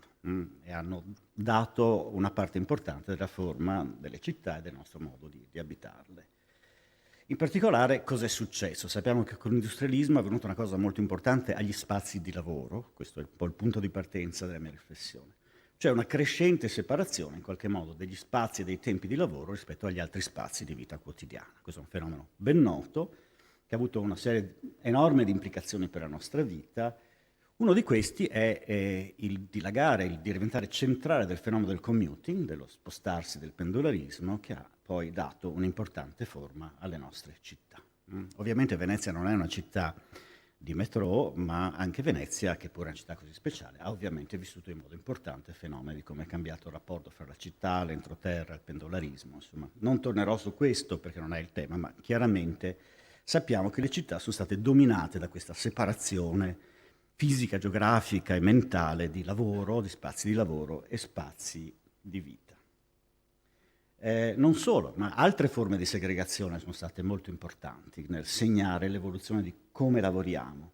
Ad esempio, una crescente segregazione fra lavoro e vita di comunità, ma anche rispetto all'ambiente naturale. Addirittura negli uffici non sappiamo più che stagione è, letteralmente. E poi anche una tendenza del lavoro a essere sempre di più, come dire, disembodied, come si suol dire, cioè sempre più staccato dall'esperienza fisica del mondo attorno a noi, no? Sempre più astratto e così via. L'altro fenomeno che ha segnato molto la struttura delle città e della nostra vita è una crescente divisione di diversi luoghi, luoghi di lavoro, luoghi di istruzione, luoghi di salute, luoghi di divertimento, di socialità e così via, che ha grandi benefici, indubbiamente è meglio farsi curare in molti casi in un ospedale che a casa, ma anche ha creato una situazione spesso di, come dire, scomposizione della nostra vita che è anche molto inefficiente. Pensate ad esempio come le scuole, ne parlavamo con Sergio ieri, sono luoghi quasi per definizione di sottoutilizzo dello spazio urbano, proprio perché sono così specializzate, è così separato ormai tutto il mondo delle nostre varie sfere di attività e di vita, abbiamo anche un uso straordinariamente inefficiente degli spazi. E credo ci torneremo a Venezia su uno straordinario esempio di una città, da un lato che sembra totalmente occupata, dall'altro lato che invece è piena di spazi non vuoti, ma sottoutilizzati, e questa è una caratteristica importante della nostra città. Ora, cosa sta succedendo? Credo che stia succedendo qualcosa di molto interessante, cioè questa specie di trend ormai secolare si sta rompendo, chiaramente. La pandemia ha fatto, come dire, più da amplificatore di un fenomeno che era cominciato prima e ha creato questa specie, come si suol dire, di gigantesco esperimento sul lavoro, no? Milioni e milioni di persone in tutto il mondo hanno sperimentato un altro modo di lavorare. E questo è stato veramente un momento che ha aperto, per così dire, delle prospettive molto importanti. Cos'è successo? È successo che non solo le persone hanno smesso di andare in ufficio per un lungo periodo, ma attraverso questo hanno anche sperimentato condizioni di vita, di lavoro diverse, e questo ha avuto un impatto molto forte sul modo in cui tutto il mercato del lavoro ormai funziona. Per dare alcuni esempi, nonostante gli insistiti appelli al ritorno in ufficio e così via, sappiamo che non funziona, non sta funzionando. Molti hanno preferito dare le dimissioni piuttosto che tornare in ufficio, la cosiddetta Great Resignation, un fenomeno enorme che è arrivato anche in Europa dopo essere partito dagli Stati Uniti.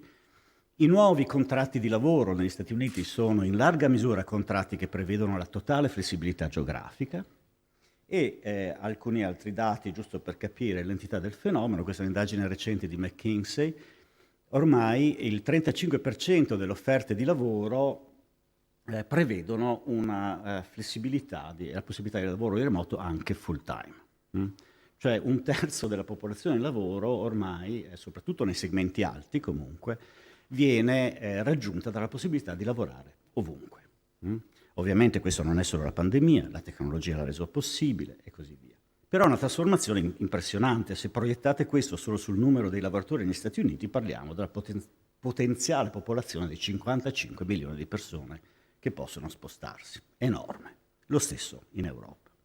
Non solo, ma moltissimi che avevano lavoro dipendenti sono spostati verso forme di lavoro indipendente, sempre per riguadagnare questa autonomia. Non è solo questo, c'è anche il crescere dei lavori precari, ma moltissimi che avevano posizioni anche importanti nelle aziende hanno deciso di mettersi in proprio. Quindi questo ha creato, come dire, una situazione in cui improvvisamente c'è una enorme popolazione che è pronta a spostarsi E attenzione, non è una popolazione che chiede di lavorare nella cucina di casa. C'è un grande equivoco, se uno legge soprattutto la stampa italiana sembra che il grande problema sia lavorare in cucina o lavorare in ufficio. Non è assolutamente questo. Dietro questo fenomeno c'è un fenomeno molto diverso, che è la richiesta, no, di riappropriarsi di un diverso rapporto fra la propria giornata di lavoro e le persone con cui si sta, la comunità in cui si vive, l'uso del tempo che è possibile fare, l'ambiente naturale che abbiamo attorno, la stessa idea di essere all'aperto, non necessariamente al chiuso e così via. Richard Florida, che è credo uno dei più lucidi studiosi di economia urbana, ha fatto un punto che ritengo importante. Cioè dice che questo sta facendo sì che sempre di più ci si sposti, la gente si sposti verso luoghi dove possono trovare e interagire con altri al di fuori della casa e al di fuori dell'ufficio. Dice, anche se declina l'ufficio, è la comunità e il vicinato della città che prende sempre di più la funzione dell'ufficio. C'è uno spostamento crescente dei luoghi in cui lavoriamo, non tanto dall'ufficio alla casa, ma dall'ufficio a una struttura molto più distribuita e diffusa legata alla città. Ora, questo è, credo, la faccio breve, un fenomeno che offre straordinarie opportunità a molte città, in particolare a città storiche. Perché? Perché stanno un po' cambiando le regole del gioco della crescita economica delle città. No? Se il grande problema è stato per decenni come attrarre le imprese perché arrivino i lavoratori, arrivino i cittadini, in questo momento sta avvenendo una cosa diversa, cioè è possibile in molte città attirare i lavoratori, in particolare il capitale umano qualificato, anche senza attirare le companies, i loro datori di lavoro. E questo, come immaginate, crea ovviamente una situazione molto interessante per città che possano mescolare un'attrattività del luogo e degli stili di vita, una vita di comunità in cui le persone non siano sole ma trovino altri, e anche un'infrastruttura tecnologica che consenta ovviamente di lavorare efficientemente nelle condizioni in cui si lavora. E Venezia, da questo punto di vista, devo dire, è particolarmente interessante come città. Per darvi un'idea dell'impatto anche economico, fatemi partire, poi arrivo a Venezia finalmente, ma da un esempio molto più esotico, che è un postaccio, la città di Tulsa, Oklahoma. Non ha niente di particolarmente attraente, anzi è stato teatro di uno dei più gravi episodi in passato di mob razziali negli Stati Uniti, ma lì una fondazione ha avviato alcuni anni il primo programma per attirare lavoratori remoti a Tulsa, negli Stati Uniti. In poco tempo, nonostante la pandemia, sono riusciti ad avere più di 700 persone che si sono spostate per stare lì un anno, devo dire con un piccolo incentivo, $10.000 non è molto, è il costo del trasloco onestamente, il supporto alla ricerca della casa, spazi di lavoro, rapporti attivi con la comunità. L'impatto è stato molto forte, c'è stato un impatto sulla comunità, molti di loro hanno aiutato ad esempio le istituzioni educative, hanno creato altri posti di lavoro, hanno aiutato, come dire, una politica più inclusiva anche sul mercato del lavoro, e molti hanno deciso di rimanere a Tulsa, che è una scelta che trovo bizzarra, ma succede anche questo. In termini economici, semplicemente l'impatto economico locale è stato stimato oltre $62 milioni, dei quali molti legati alla spesa, ovviamente ai pattern di spesa di chi si è spostato a Tulsa, in parte anche a una creazione indiretta di posti di lavoro.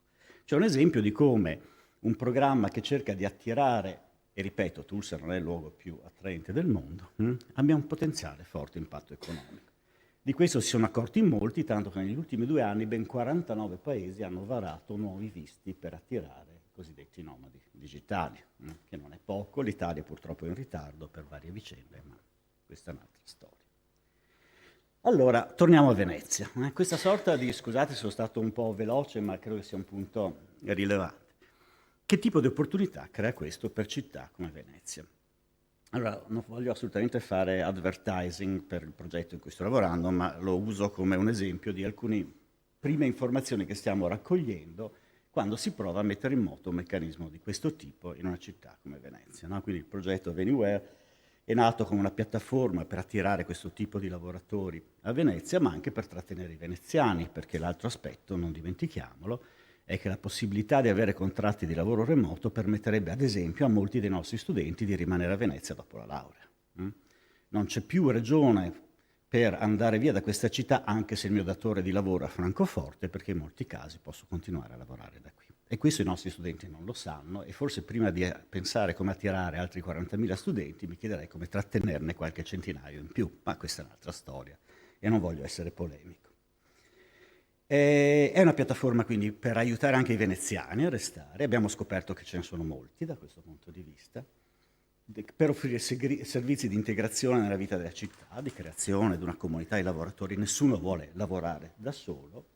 E per immaginare non tanto l'ennesimo spazio di coworking, una cosa che sta declinando in tutto il mondo, ma invece che la città è uno spazio di lavoro diffuso che uno può usare in modo molto più flessibile, usando appunto spazi spesso usati parzialmente.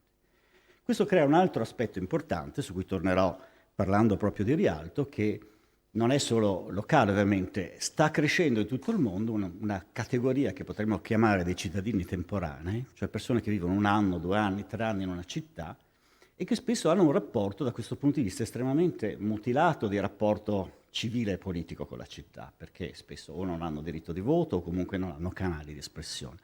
E credo che anche qui una riflessione che Venezia ha fatto nel passato su come creare tipologie differenziate anche di cittadinanza potrebbe aiutarci molto a riflettere su quali strumenti creare per valorizzare attivamente questo tipo di popolazione e su questo tornerò parlando anche di Rialto fra un attimo.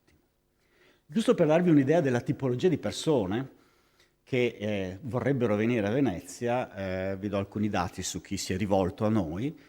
Allora, la prima cosa è interessante, è demografica. Il 72% è fra i 25 e i 44 anni, che come sapete è esattamente dove c'è il grande buco demografico veneziano. Cioè Venezia è totalmente priva di una popolazione che è nella fase più attiva, probabilmente della sua vita lavorativa e familiare, e le persone che vengono appartengono tipicamente a questa fascia demografica.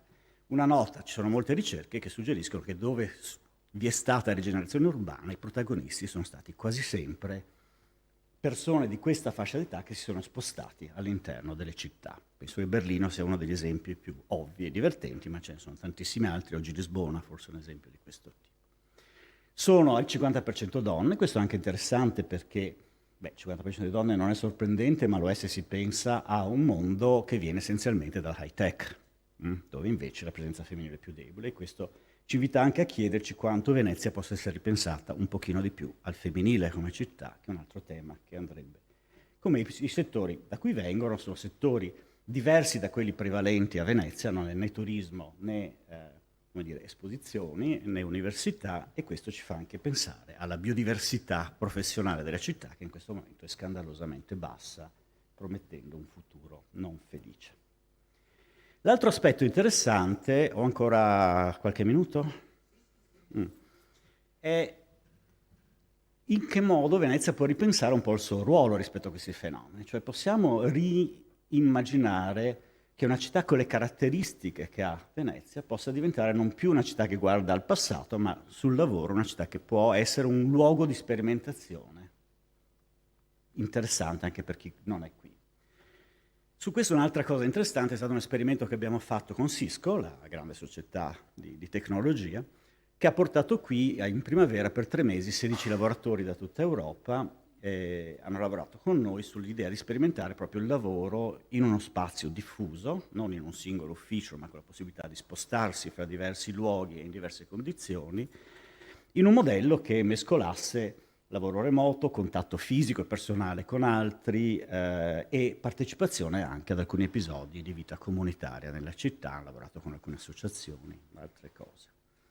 E allo stesso tempo facendo leva sulla peculiare caratteristica della vita quotidiana a Venezia per capire come questo influenza il modo in cui la giornata di lavoro si evolve. Vi faccio solo un esempio. Devo dire che l'esperienza è stata molto felice, tanto che speriamo di raddoppiarla l'anno prossimo, con Cisco per 1 anno, non più per 3 mesi, e con altre società.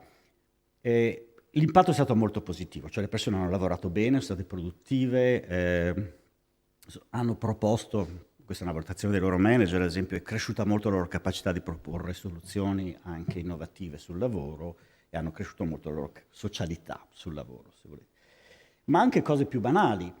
All'inizio, quando sono arrivati qui, per tutti i 20 minuti o 30 che li separavano da casa, dove dovevano incontrarsi con altri per lavoro, era un costo, una perdita di tempo. Dopo 2 settimane hanno imparato che camminare non è commuting, è parte della giornata di lavoro e spesso uno dei momenti migliori della nostra giornata di lavoro.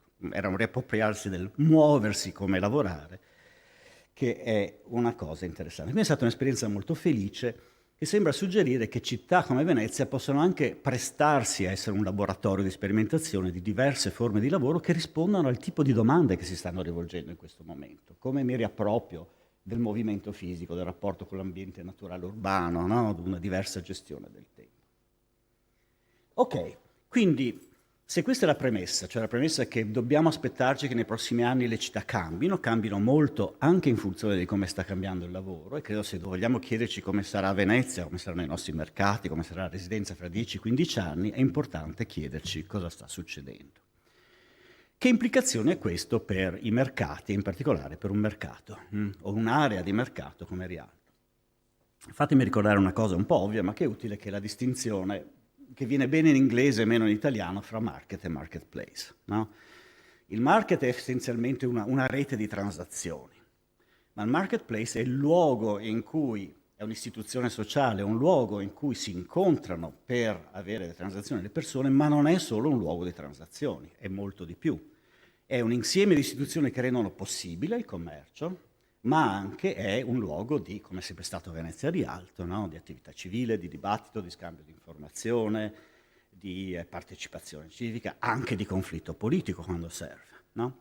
Cioè il marketplace non è solo commercio, è un pezzo importante della vita civica di una città ed esiste in quanto tale. Tutte le nostre società hanno sempre avuto i marketplace non solo come luoghi di commercio, ma come punti di incontro centrali della vita, che fosse del villaggio, della città o della regione. E quindi la domanda, secondo me, importante è cosa succede nei prossimi anni, come possiamo ripensare l'area come marketplace, oltre che come market, quindi non solo come luogo di attività commerciale, ma come luogo di attività civile. Chiaramente credo che nel tipo di città che si stanno evolvendo, che si stanno sviluppando, i marketplace non siano e non possono essere solo mercato. Sono ovviamente luoghi di consumo, oltre che di acquisto, anche culturale, non solo materiale, collettivo, ma anche luoghi di comunità, di incontro.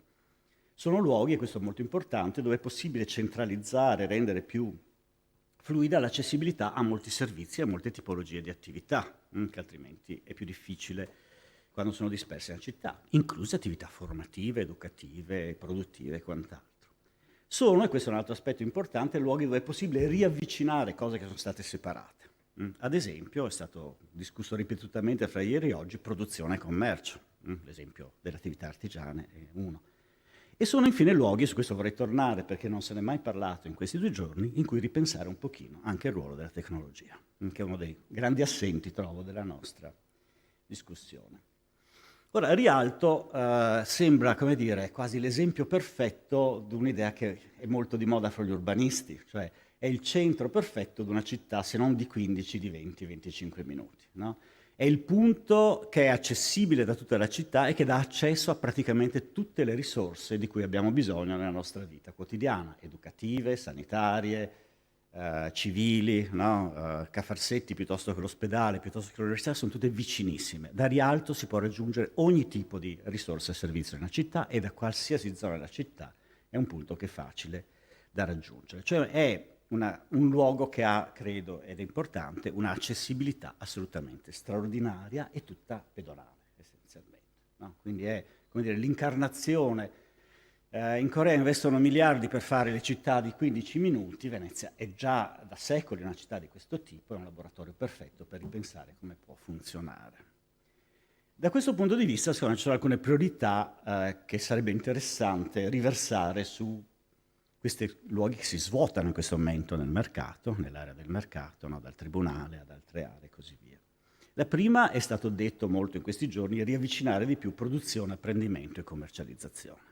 Cioè andare nel senso inverso della crescente separazione di queste attività che ha caratterizzato lo sviluppo economico recente. Quindi l'esempio dell'artigianato è un esempio naturale, un altro ovviamente è quello del cibo, ma ce ne sono anche altri, dalle produzioni culturali a un discorso sulla tecnologia che credo andrebbe fatto e riportato nel centro della città, anche se le tecnologie che si possono sviluppare a Venezia non sono quelle che si sviluppano a Torino o a Detroit.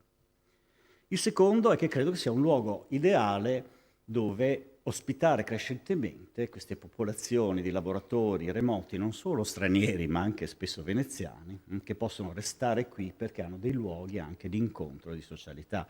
Proprio ieri parlavo con un gruppo di milanesi che ogni tanto vengono qui, si affittano, hanno trovato un luogo dove hanno 4 stanze, possono passare 2 settimane, uno in una stanza, ciascuno in una stanza, e lavorare da qui, e ne sono assolutamente felici, no? È un modello che però non deve essere lasciato ad Airbnb, sarebbe molto meglio immaginare che vi siano luoghi di incontro che sono anche luoghi di contaminazione, di scambio di conoscenze con chi vive qui e con chi invece viene da fuori. Quindi credo sia un'occasione importante. L'altro è che credo che manchi molto in questa città, nonostante tutto, uno spazio di deliberazione, di deliberazione civica. Questa è una città che soffre molto, l'abbiamo detto e ripetuto, un rapporto difficile con le istituzioni locali, soprattutto nel caso ovviamente del centro storico, anzi del centro antico, la città antica come viene chiamata, trovo un po' offensivamente. È uno spazio che in parte è stato recuperato, molti di noi sono andati a Rialto, al mercato del pesce, a discutere, ma non esiste uno spazio sistematico di cui possiamo riappropriarci per questo tipo di cose. E quindi anche uno spazio comune per le attività associative e di vita collettiva. È vero che Venezia ha una quantità incredibile di associazioni, ma è anche vero che queste associazioni sono incredibilmente frammentate. Non so quale sia la vostra esperienza, ma si parlano poco, sono molto gelose l'una dell'altra. Forse è il caso di immaginare di creare un centro di vita civica, e Rialto mi sembra il posto perfetto, con gli spazi anche che si rendono disponibili, in cui questi elementi vengano assieme, possano comunicare in modo più diretto, essere messi anche fisicamente in contatto e aiutare quindi, come dire, il raggiungimento di quella soglia critica che abbiamo, che non raggiungiamo mai, anche perché tutte le iniziative sono iniziative disperse in questa città.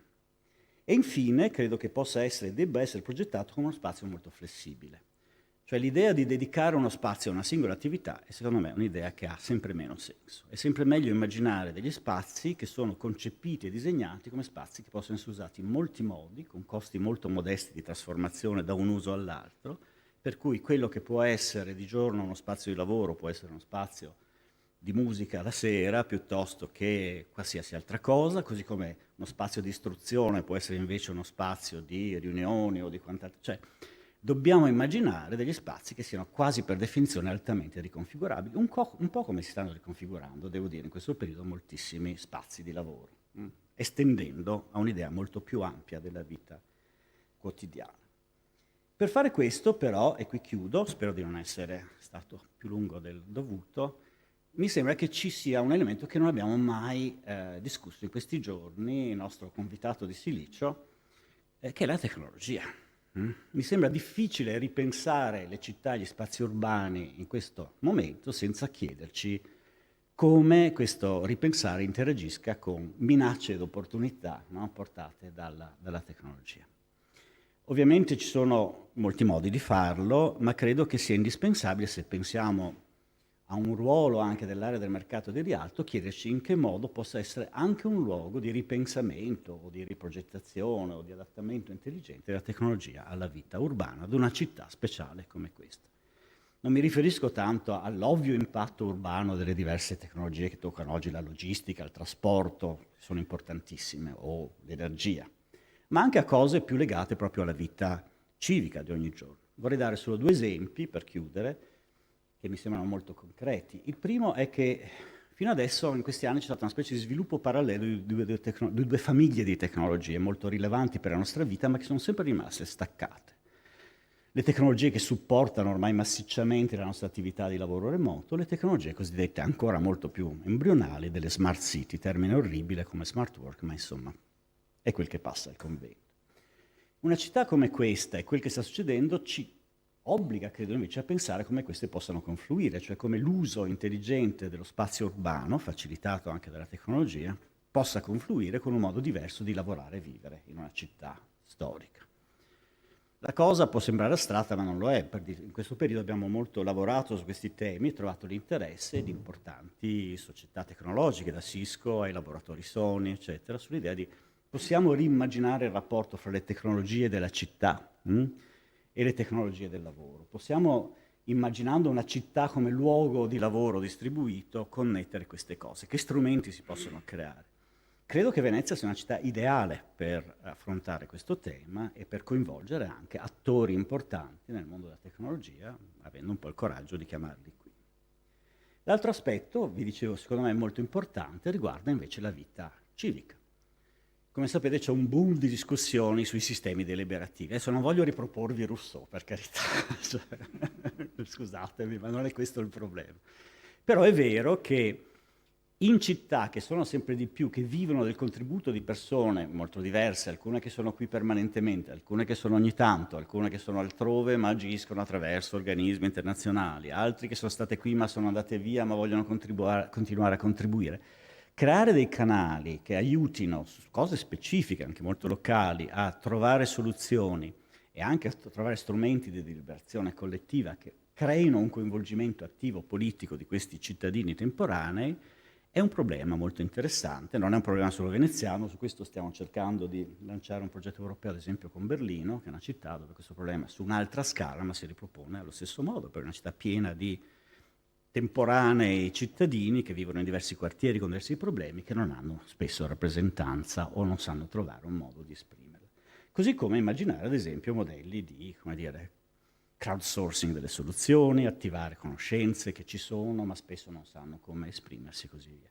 Credo che sarebbe interessante che un futuro mercato di Rialto, anzi un futuro marketplace di Rialto, fosse quindi non solo un luogo di commerci rinnovati, ma fosse anche un luogo in cui confluiscono nuove possibilità di lavoro, ricerca sulle tecnologie di una città complessa e difficile come quella di Venezia, che ci aiutino un pochino a immaginare questa città se non nel 2100, almeno nel 2040, quando sicuramente tutti questi fenomeni saranno estremamente pervasivi e avranno cambiato il modo di essere di molte città.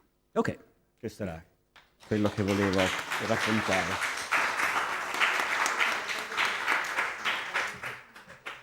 Molte grazie Massimo. Io credo che ci siano dei punti particolari. Tutto il suo discorso mi pare di grande stimolo per tutti noi. In particolare questa insistenza sulla innovazione e sperimentazione insieme come elementi inevitabili per il futuro di questa città. Io ne avevo fatto qualche cenno nella mia relazione introduttiva, a me pare uno degli aspetti più importanti, cioè dobbiamo veramente, se vogliamo pensare a un futuro della città e a un futuro per Rialto, tener presente che l'aspetto dell'innovazione non può essere una cosa che consideriamo incompatibile con la città storica, tutt'altro, è proprio quello che ci interessa in modo particolare. E quindi il richiamo che lui ci ha fatto sulla tecnologia mi pare assolutamente fondamentale. Io ne conosco poco, devo dire, sono ignorante, totalmente ignorante in queste cose, riesco appena a far funzionare il mio computer, e non sempre, ma devo dire a questo insieme di aspetti sono veramente molto sensibile. Il secondo insieme di questioni è questa definizione di marketplace che forse ci aiuta anche come luogo di comunità e di incontro. Per la sociabilità, la vita civica, la vita delle associazioni, la frammentazione è sicuramente una delle condizioni che chi di noi si occupa di associazioni vive in maniera molto forte e che arriva fino alla questione della mobilitazione politica, ovviamente.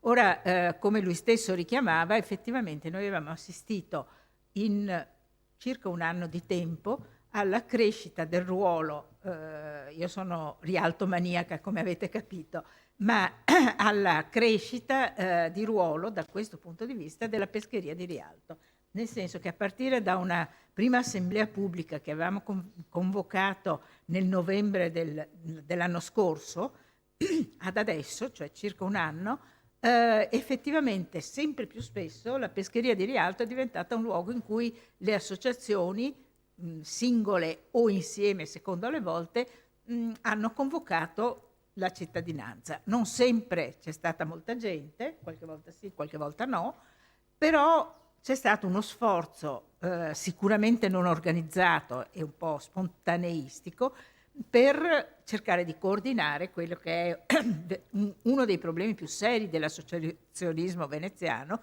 che appunto, scusate, è molto forte, ma è frammentario, non c'è dubbio.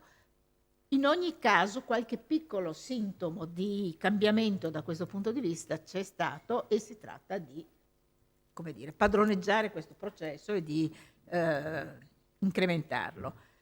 La terza e ultima questione che volevo menzionare del suo discorso è questo aspetto dell'accessibilità e la città dei 15 minuti, che tanto sta a cuore agli urbanisti, che quindi una fetta di noi che ha a che fare con questo tipo di deformazione professionale ha ben presente.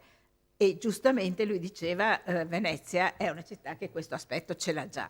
Ieri lo dicevo a proposito della pedonalizzazione, non mi ricordo più chi, facendo un ragionamento forse era Salonicco, non sono sicura, sui mercati stranieri, diceva che uno degli aspetti su cui si sta ragionando è la pedonalizzazione, quale parte sì, quale parte no, forse non era Salonicco, non lo ricordo più.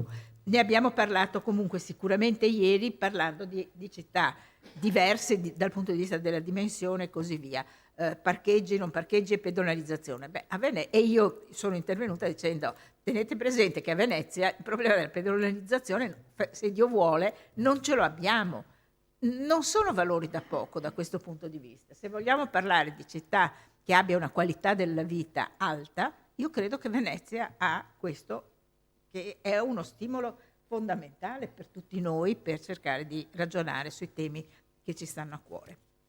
Scusate, non voglio trattenervi più oltre con tutto questo. Adesso darei la parola a Paolo Lucchetta, del quale vi dico poche parole. Non trovo più la sua biografia, ma l'ho scritta.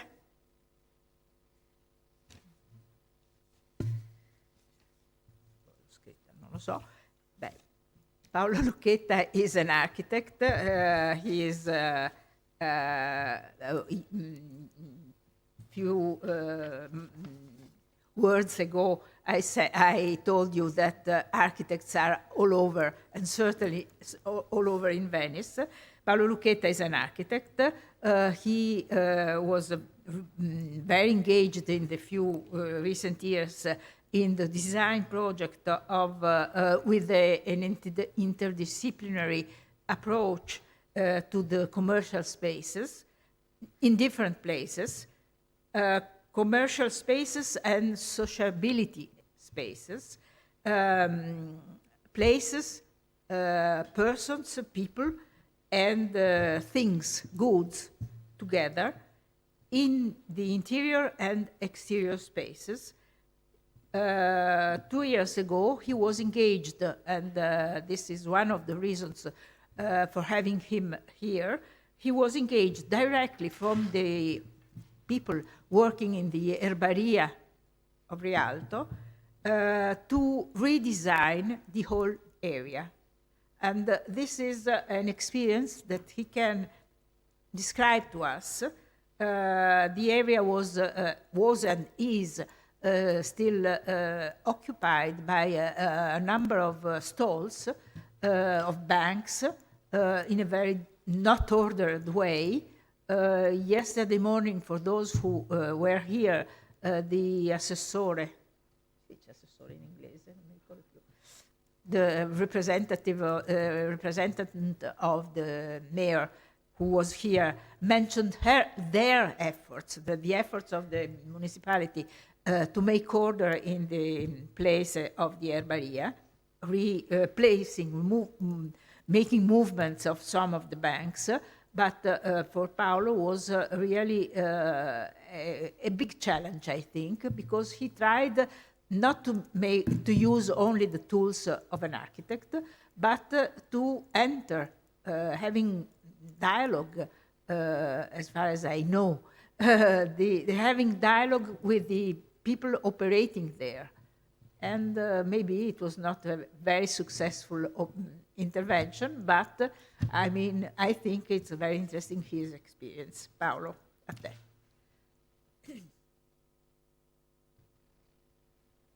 Buongiorno a tutti, grazie dell'articolata e così spontanea descrizione del nostro lavoro. Per me è un grande piacere e onore essere qui. Mi occupo di mercati a livello nazionale e internazionale come architetto da molti anni, quindi per me è una passione di lunga data. Naturalmente sono stato allievo anche di Donatella allo UAV, ho avuto la possibilità anche con Laura di dirigere dei master, e quindi insomma è una ricerca che parte da lontano. E parlare del mercato di Rialto è una grande e interessantissima opportunità. Complimenti a Donatella per la metodologia di lavoro, perché credo che questa apertura, il pomeriggio di ieri, è stato molto interessante con i casi internazionali, e questa poliedricità, questa sinfonia di approcci è sicuramente uno dei temi per affrontare quella complessità che tu ieri ricordavi. Mi ha colpito molto la presentazione di ieri di Umberto Montano, una presentazione molto interessante che per certi aspetti si inserisce molto bene in alcuni esempi internazionali che oggi volevo condividere e che abbiamo condiviso con alcuni operatori, direi per certi aspetti con successo, proprio al mercato di Rialto, e lasciano intravedere quindi alcune tracce, alcuni indizi di una possibile rigenerazione del mercato. Mi sono segnato 4 frasi di Umberto e le vorrei citare anche per ricollegarmi a ieri e al lavoro che sostanzialmente potrebbe essere fatto nella rigenerazione del tema del mercato. Perché il presupposto di questa presentazione è questa: c'è una distanza tra lo stato dell'arte del mercato di Rialto, la sua reputazione, la sua fama, la sua capacità di attrazione e in realtà quello che succede oggi nel mondo, non solo attraverso le tecnologie, ma anche attraverso le tecnologie, nei casi più interessanti di rigenerazione urbana attraverso il mercato. E noi dobbiamo essere consapevoli della distanza attuale che dobbiamo per certi aspetti cogliere. Questa distanza si riassume secondo noi in 4 punti e le cito con delle frasi di Umberto Montano. Ieri diceva: ogni territorio determina l'anima e la legge del mercato. L'abbiamo visto ieri nei casi internazionali. Non può esistere un mercato slegato dal suo territorio. Qualcuno ieri diceva: ma Venezia non ha territorio. E giustamente Donatella ha risposto: Venezia ha le isole, ha la laguna. E da questa immagine che vorrei proprio partire. Laguna è la città. Un libro bellissimo, Acqua e cibo a Venezia, storie della laguna della città, che ci fa pensare ad un altro caso di cui forse bisognerebbe prendere coscienza e interesse sul tema dell'abbandono, che è il tema naturalmente delle isole. In questo momento ci sono 23 isole abbandonate nella laguna di Venezia. Le isole di Venezia sono state l'anima e sono l'anima ancora di molte attività che succedono al mercato di Rialto. Questo tema quindi, che è il rapporto col territorio che forse abbiamo perso nel mercato di Rialto, o comunque che non abbiamo esplorato nella sua dimensione più contemporanea, è sicuramente uno dei temi di cui parlare. Il secondo punto è molto interessante la definizione e l'intervento di Massimo sul tema di marketplace. Ieri Umberto Montano diceva: io quando faccio i mercati centrali cerco l'importanza di un edificio. L'importanza di un edificio è evidentemente un tema che allarga il tema della coesione della città.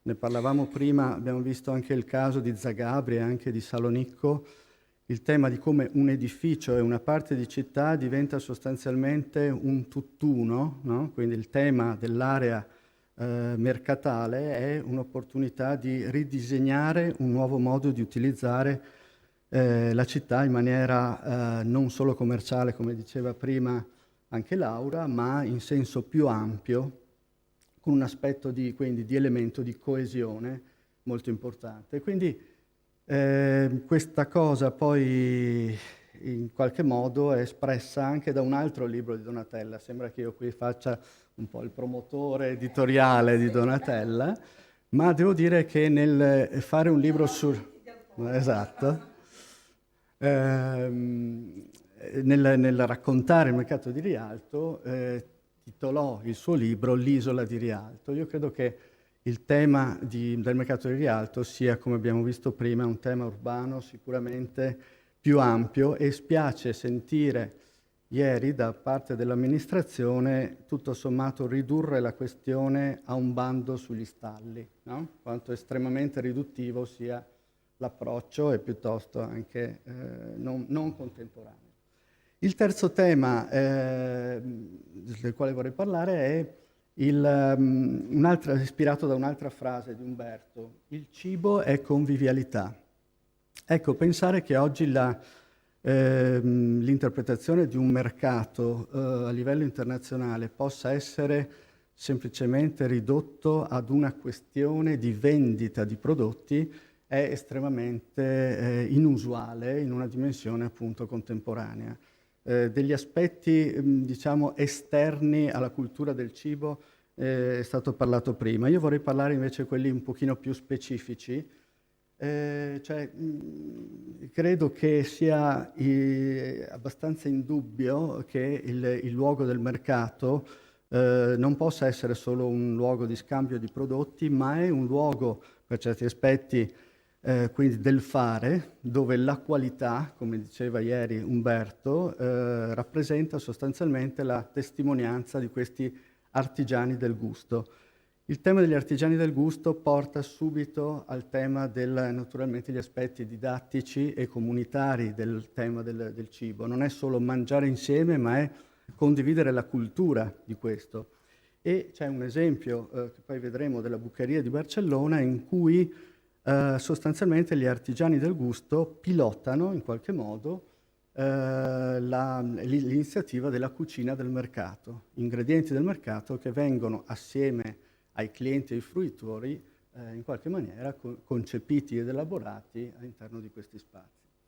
C'è il tema dell'educazione alimentare, c'è il tema della scuola di cucina. Sappiamo che la Barbarigo c'è una scuola che sarebbe disposta subito ad entrare all'interno del mercato di Rialto per fare una scuola attorno al tema della ristorazione e dell'alimentazione. E sappiamo quanto la ristorazione sia un oggetto sicuramente anche questo di innovazione e di possibilità, insomma, di raccontare anche con la tecnologia la qualità, diciamo, delle produzioni.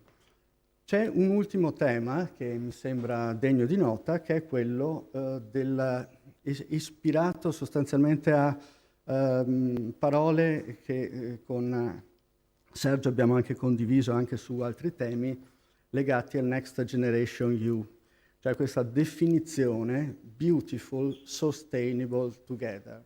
Ecco, in queste tre parole, bellezza, sostenibilità, intesa però in maniera non banale, e inclusione, cioè capacità di fare le cose insieme, sta una questione veramente centrale, che è quella della gestione dei mercati. Abbiamo visto ieri due approcci, uno legato ad una forte volontà imprenditoriale, cioè Umberto Montano è un imprenditore in grado di interloquire con le amministrazioni e con gli artigiani del gusto, una sorta di mediatore in cui il modello organizzativo sostanzialmente è quello di cercare la qualità e mettere a disposizione degli artigiani questa qualità dello spazio, che poi diventa un motivo per le amministrazioni intelligenti di creare dei luoghi, dei marketplace, in cui i mercati diventano effettivamente dei motori di socialità. Questa è una modalità. Ce ne sono altre in cui il tema invece è quello dell'associazione. Perché no un'associazione come Progetto Rialto, piuttosto che associazioni come Venice Urban Lab, diventano sostanzialmente protagonisti della ideazione di un modello che poi diventa un modello di gestione, tra virgolette, democratica, di competenze, di cui vorrei farvi vedere il caso della Buccheria. Quindi queste quattro frasi di Montano ci fanno capire che c'è una progettualità interna al tema del cibo sulla quale evidentemente oggi siamo un po' distanti. E quindi il declino del mercato del rialto è anche la nostra lontananza, è la misura della lontananza rispetto a queste questioni. Del straordinario ruolo all'interno di questa città, delle isole, dal punto di vista diciamo della configurazione anche del rifornimento della logistica nei confronti del mercato di rialto, questo libro parla in maniera molto interessante. La cosa interessante è anche il fatto che rigenerare il mercato di rialto potrebbe rappresentare la possibilità veramente di creare dei collegamenti verso luoghi dove sarebbe possibile vivere e lavorare, tornando al discorso di Massimo, e quindi il mercato di rialto in realtà, invece che essere un fortino oggi di pochi stalli, potrebbe diventare veramente il motore di una rigenerazione più complessiva di un'idea di città di cui abbiamo parlato tante volte anche con Sergio, che non può prescindere dal tema della laguna come possibilità quindi di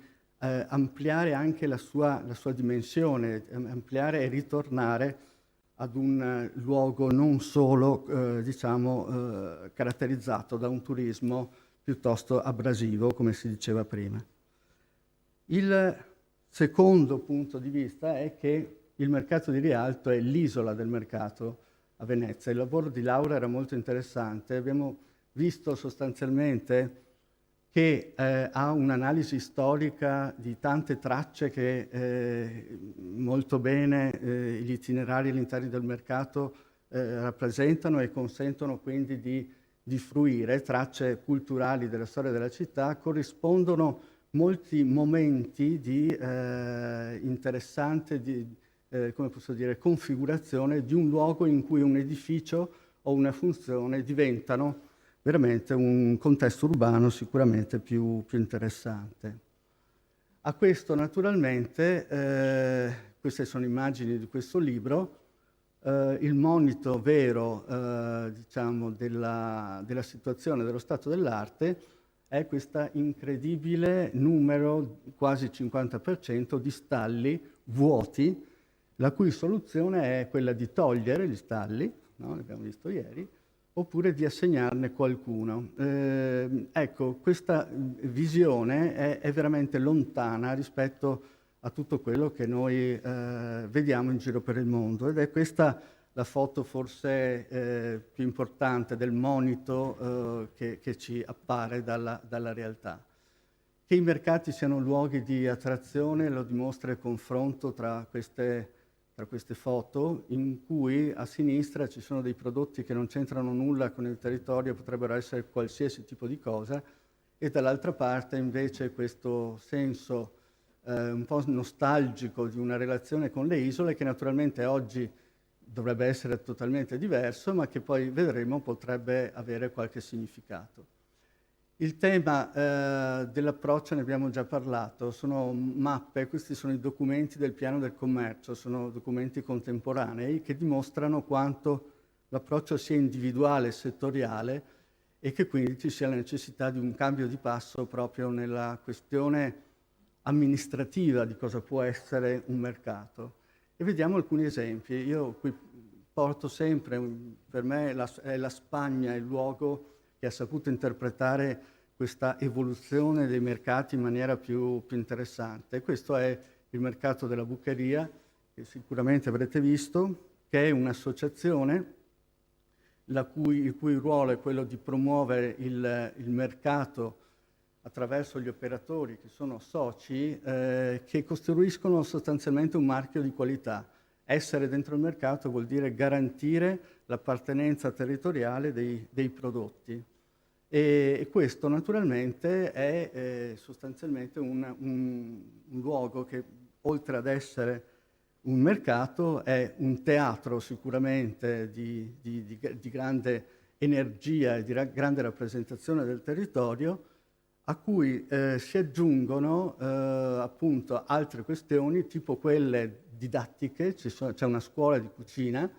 La scuola di cucina è quindi un luogo in cui gli ingredienti possono essere trasformati assieme appunto agli chef e contemporaneamente un apprendimento di educazione alimentare per tutte le generazioni. È un luogo molto frequentato dagli chef e questo introduce un tema. Cosa è successo a Venezia? Altri indizi che sembrano nascosti, ma che bisognerebbe mettere tutti insieme e cominciare a rispettare. Ad esempio, ci sono state 4 iniziative a Venezia di chef, Orti Nostri, uno chef, Davide Bisetto, del ristorante L'Oro, che ha sostanzialmente investito nelle isole luoghi di coltivazione funzionali naturalmente alla sua cucina stellata e che naturalmente lui, abbiamo intercettato, sarebbe disposto ad entrare nel mercato per costruire non solo questo tema della scuola, ma anche la vendita di tutti questi prodotti che vengono poi rielaborati. Perbellini, uno dei più grandi chef italiani, fece questa cosa al dopolavoro dell'isola delle Rose, del Marriott, dove tutti i turisti ospitati all'interno di questo albergo potevano ogni mattina fare un'esperienza, a proposito di esperienze, di acquisto di prodotti all'interno del mercato di Rialto. Tornare poi con Perbellini all'interno del dopolavoro, eccetera, e fare degli stage dal punto di vista della cucina. E a questa associazione a cui tu facevi riferimento, i grandi promotori, i grandi motori sono stati i ristoratori che si chiamano Osti, scusa perché è bellissimo, Osti in Orto. 15 ristoranti veneziani in questo momento coltivano delle cose nelle isole e naturalmente sarebbero disposti a vendere queste cose non solo all'interno dei loro ristoranti, sono ristoranti molto famosi come il Covo, le Carampane, le Testiere, eccetera, ma chiederebbero uno spazio all'interno di Rialto. Dei veri artigiani del gusto, persone che hanno quindi elaborato dei progetti imprenditoriali sensibili al valore di questa città e al rapporto che c'è tra la città e il sistema delle isole. Dove sono gli spazi per queste iniziative? Dove sono quindi le possibilità di rendere queste persone protagoniste sostanzialmente di una interpretazione contemporanea legata al tema della ristorazione? Sapere che la ristorazione non può entrare all'interno di questi meccanismi, che naturalmente sono richiamati da questo terrore che noi abbiamo nei confronti del mondo del turismo, un terrore reale, no? Di questa abrasione continua, che però riduce il mercato di Rialto ad un luogo arroccato, no? Invece di rilanciare sull'isola, di rilanciare sulle isole, di rilanciare anche il tema della produzione, siamo a difendere i nostri stalli e a fare dei piccoli bandi riducendo tutti gli stalli in eccesso.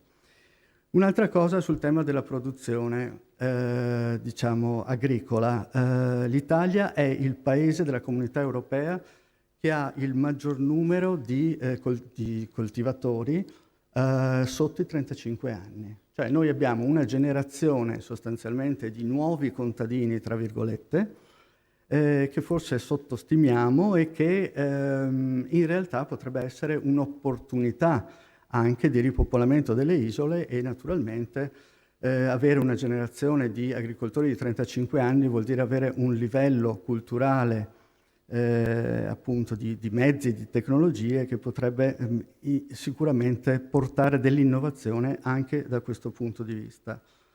Quindi il tema della ristorazione non è un tema difensivo, il tema della ristorazione è un tema qualitativo, è un tema artigianale, è un tema territoriale, è un tema imprenditoriale, è un tema di posti di lavoro.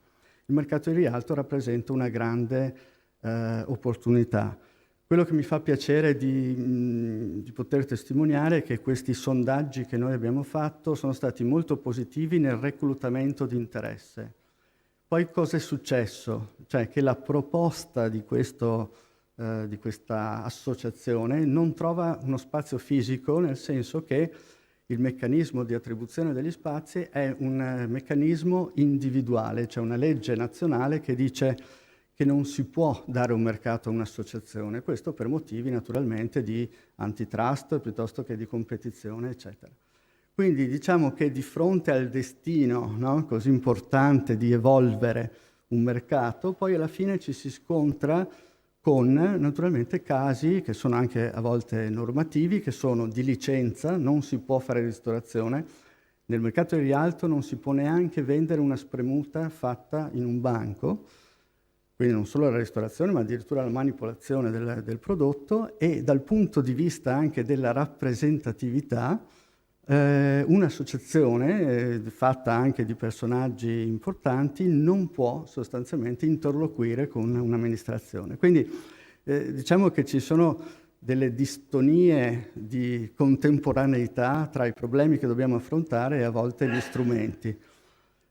Questo è responsabilità delle amministrazioni, ma forse è anche responsabilità nostra, nella nostra incapacità di fare delle proposte. Quindi io sono molto contento di essere qui a testimoniare questa cosa e faccio proprio un appello a dire occupiamoci di questo, attenzione, la soluzione del mercato di Rialto deve essere anche su questi temi qui, non può essere su altro, perché la distanza che abbiamo su questi temi è veramente notevole rispetto alle cose che dicevamo. Questo è l'organigramma di questa associazione che si occupa del marchio della Bucheria. È quindi un'assemblea di 400 operatori che sanno semplicemente costituirsi in commissioni che si occupano di pubbliche relazioni, di spazi, addirittura di elementi di controllo, eccetera, ma anche naturalmente della food school e della manutenzione, della sicurezza, della gestione di uno spazio come questo, che naturalmente produce anche merchandising, comunicazione e nuove tecnologie. Insomma, un luogo che è diventato addirittura promotore di altre iniziative di risanamento di mercati nel resto della Spagna.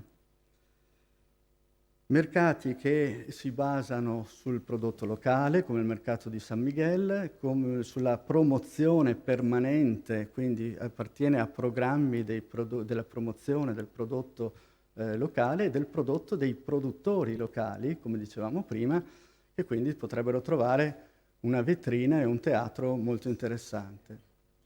La cucina di Santa Caterina, si può comprare qualsiasi cosa all'interno del mercato, ma poi c'è questa cucina del mercato che è costituita a sinistra, vedete, dei giovani chef che preparano dei piatti trasformando quindi le cose che uno può comprare all'interno del mercato in una sorta di convivialità, del piacere quindi di poter mangiare insieme ad altri e condividere le culture del cibo, le storie e le narrazioni.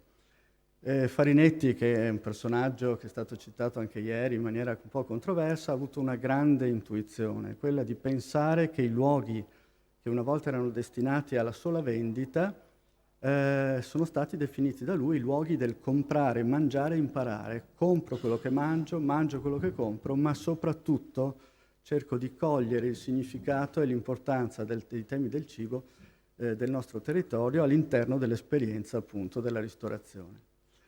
Questo, quindi, insomma, in Italia quindi qualcosa diciamo si è mosso grazie a questa generazione di imprenditori. Certo sono due modelli, uno associativo e l'altro più imprenditoriale.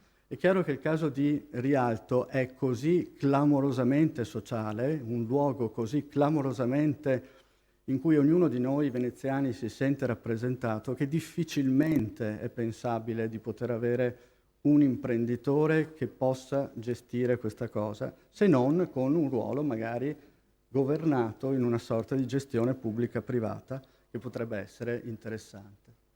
Spazi di questi mercati sono spazi di vitalità, di rappresentazione anche botanica, la ricchezza botanica delle nostre isole.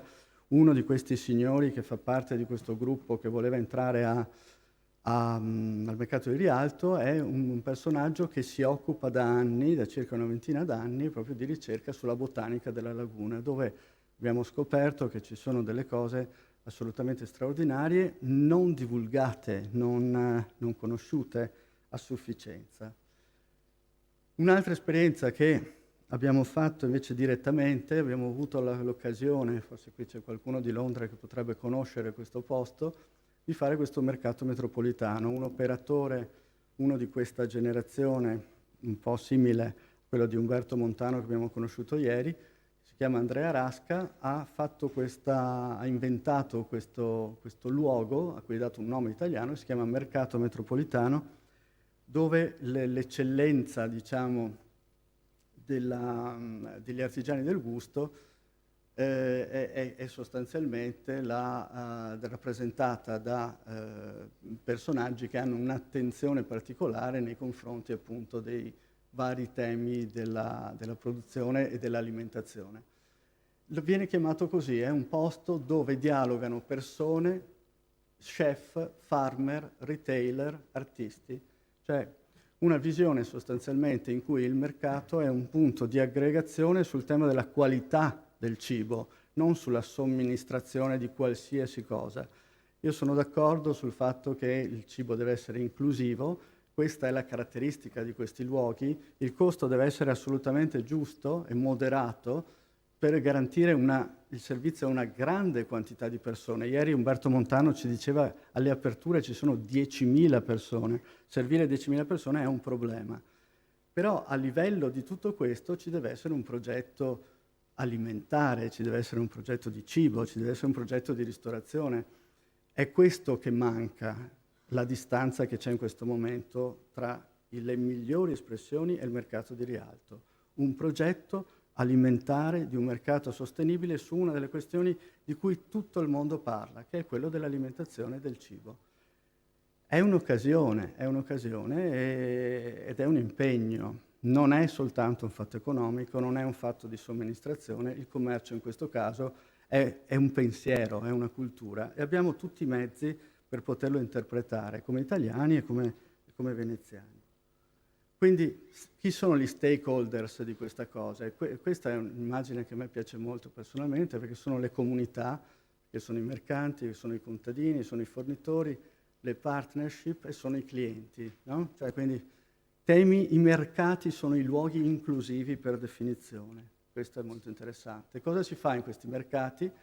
Oltre al tema del cibo, chiaramente, ci sono delle attività come, non so, temi di musica, temi di ballo, temi di anche invece più riflessivi. Il tema dei farm restaurant si stanno moltissimo diffondendo in giro per il mondo. Cosa vorrebbe dire avere delle coltivazioni nelle isole e poter fare dei collegamenti sostanzialmente tra il mercato di Rialto e della ristorazione che può essere fatta anche nelle isole, proprio partendo da itinerari che partono proprio da lì.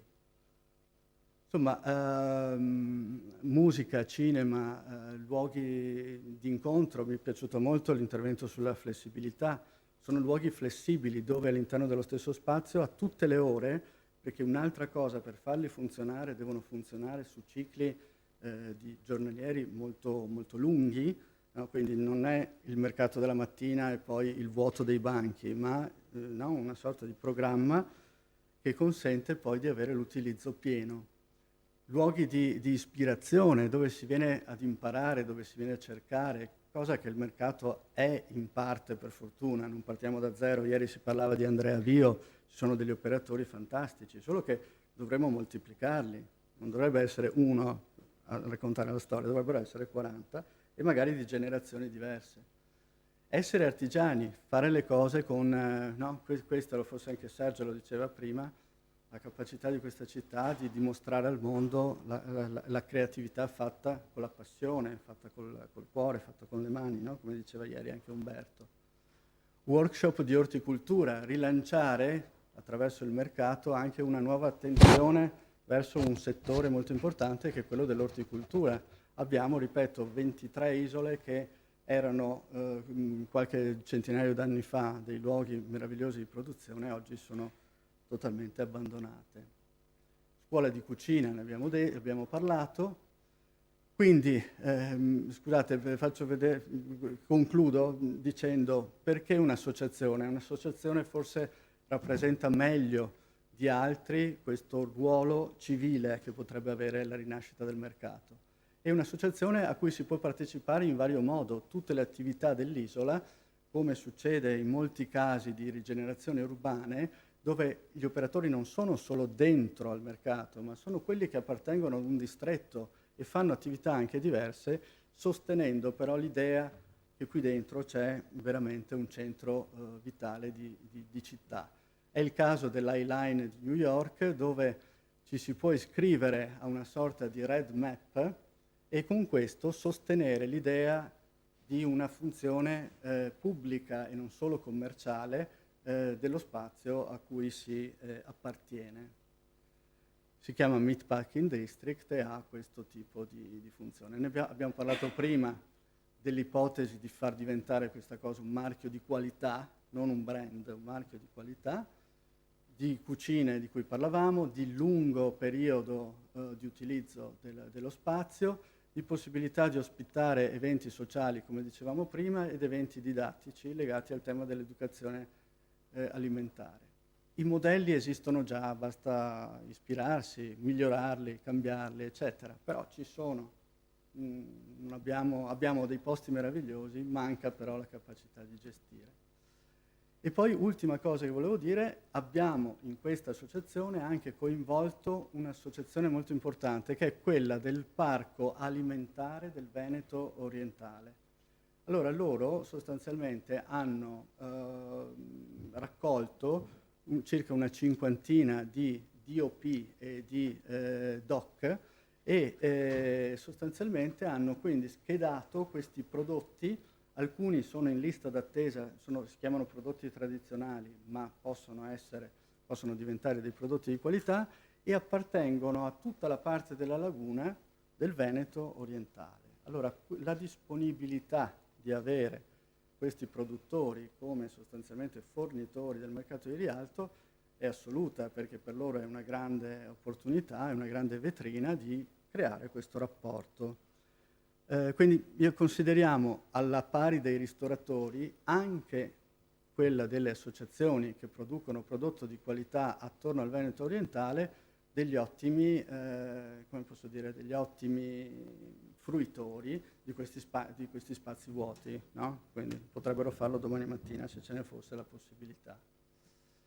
Ecco, quindi generazioni che naturalmente devono anche prevedere, ci sono dei imprenditori di 30 anni, si chiamano Cocai Express, che consegnano le cose dei mercati e non solo in giro per la città. Esiste una generazione quindi che si sta reinventando dei mestieri anche sul piano della logistica. Credo che ci siano abbastanza buone notizie perché io finisca questo intervento, scusate se sono stato lungo, ma veramente grazie a Donatella e noi cercheremo di appoggiarla in tutti i modi nel tentare di portare avanti qualcosa che sembra possibile. Molte grazie.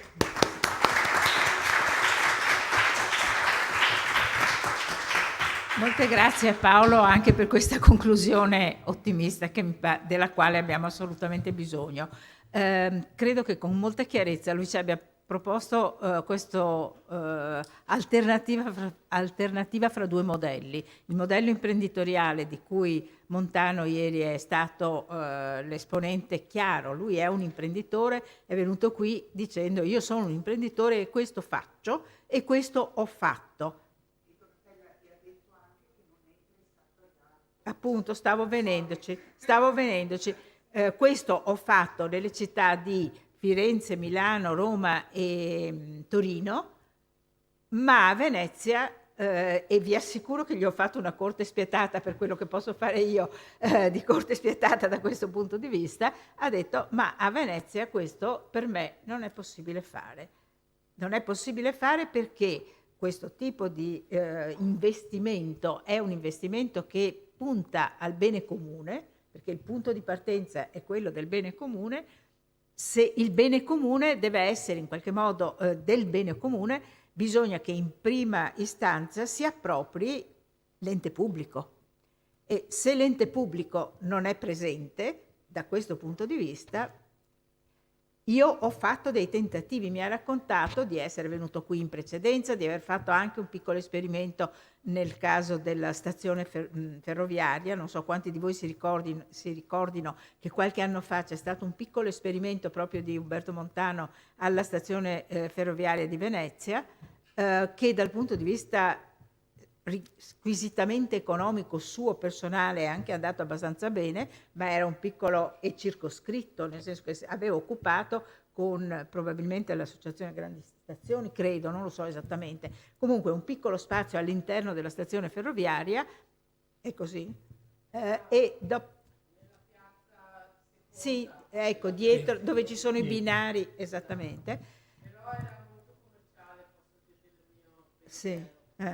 In ogni caso, lui ha detto di aver parlato anche e molto con rappresentanti dell'amministrazione comunale. Un assessore è andato a Firenze qualche anno fa a studiarsi il caso del mercato di San Lorenzo, quello che ci ha mostrato ieri. Si è detto molto interessato, che bella cosa, eccetera, eccetera, ma poi tutto è caduto nel nulla. Quindi questo per dire che l'aspetto imprenditoriale sembra essere veramente difficilmente praticabile, perché non è quello l'unico imprenditore possibile, ovviamente, a cui si debba fare riferimento, però è un esempio significativo.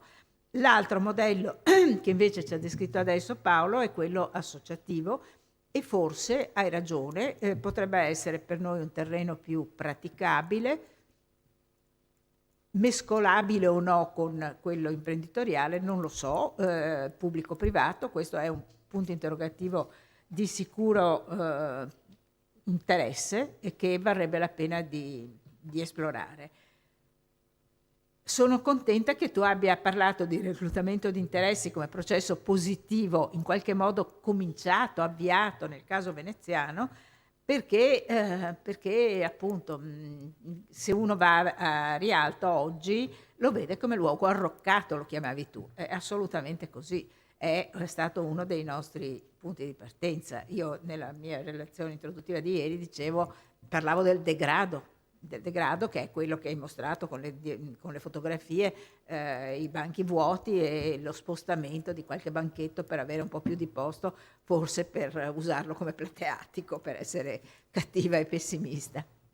Quindi questo è veramente un problema serio. Volevo ancora soltanto menzionare, prima, poi andiamo a pranzo, il tuo appello sulla questione del rapporto col territorio, e in particolare con le isole, nel senso che questo è un tema che lo mostravi con i miei libri, che a me sta molto a cuore, nel senso che io sono convinta che Venezia deve essere studiata nella sua interezza. Una mia ex allieva ha vinto recentemente un grossissimo finanziamento di ricerca dalla Comunità Europea su un tema che si chiama Venezia come arcipelago, che mi pare efficace come espressione e che porterà avanti su questa base un finanziamento IRC, European Research Council, e come tale lo porterà avanti all'Università di Padova, sì, dove adesso è stata chiamata come professore proprio sulla base di questo finanziamento di ricerca. Questo per dire che in parallelo questo tema che era partito con... hai mostrato la copertina e qualche illustrazione di quel libro che si chiamava Acqua e Cibo, Venezia e le isole, è una cosa che sta andando avanti sulla base di alcuni sforzi di tentativi di ricerca, un po' accademici, ma insomma sono importanti anche questi materiali di partenza molto, molto utili.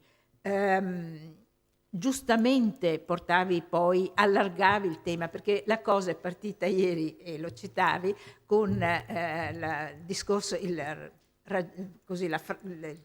colloquio fra Gianmaria Varanini e me, quando lui diceva ma Venezia non ha il territorio, io ho detto no, ma ci sono le isole, perché in realtà, e non è un caso che Gianmaria Varanini, che vedete che è qui in sala e che è dietro alla prima fila, dietro a Paolo, sia presente e membro del comitato scientifico, perché in realtà noi abbiamo ragionato sul territorio, continuiamo a ragionare sul territorio, su Venezia e il rapporto con il territorio.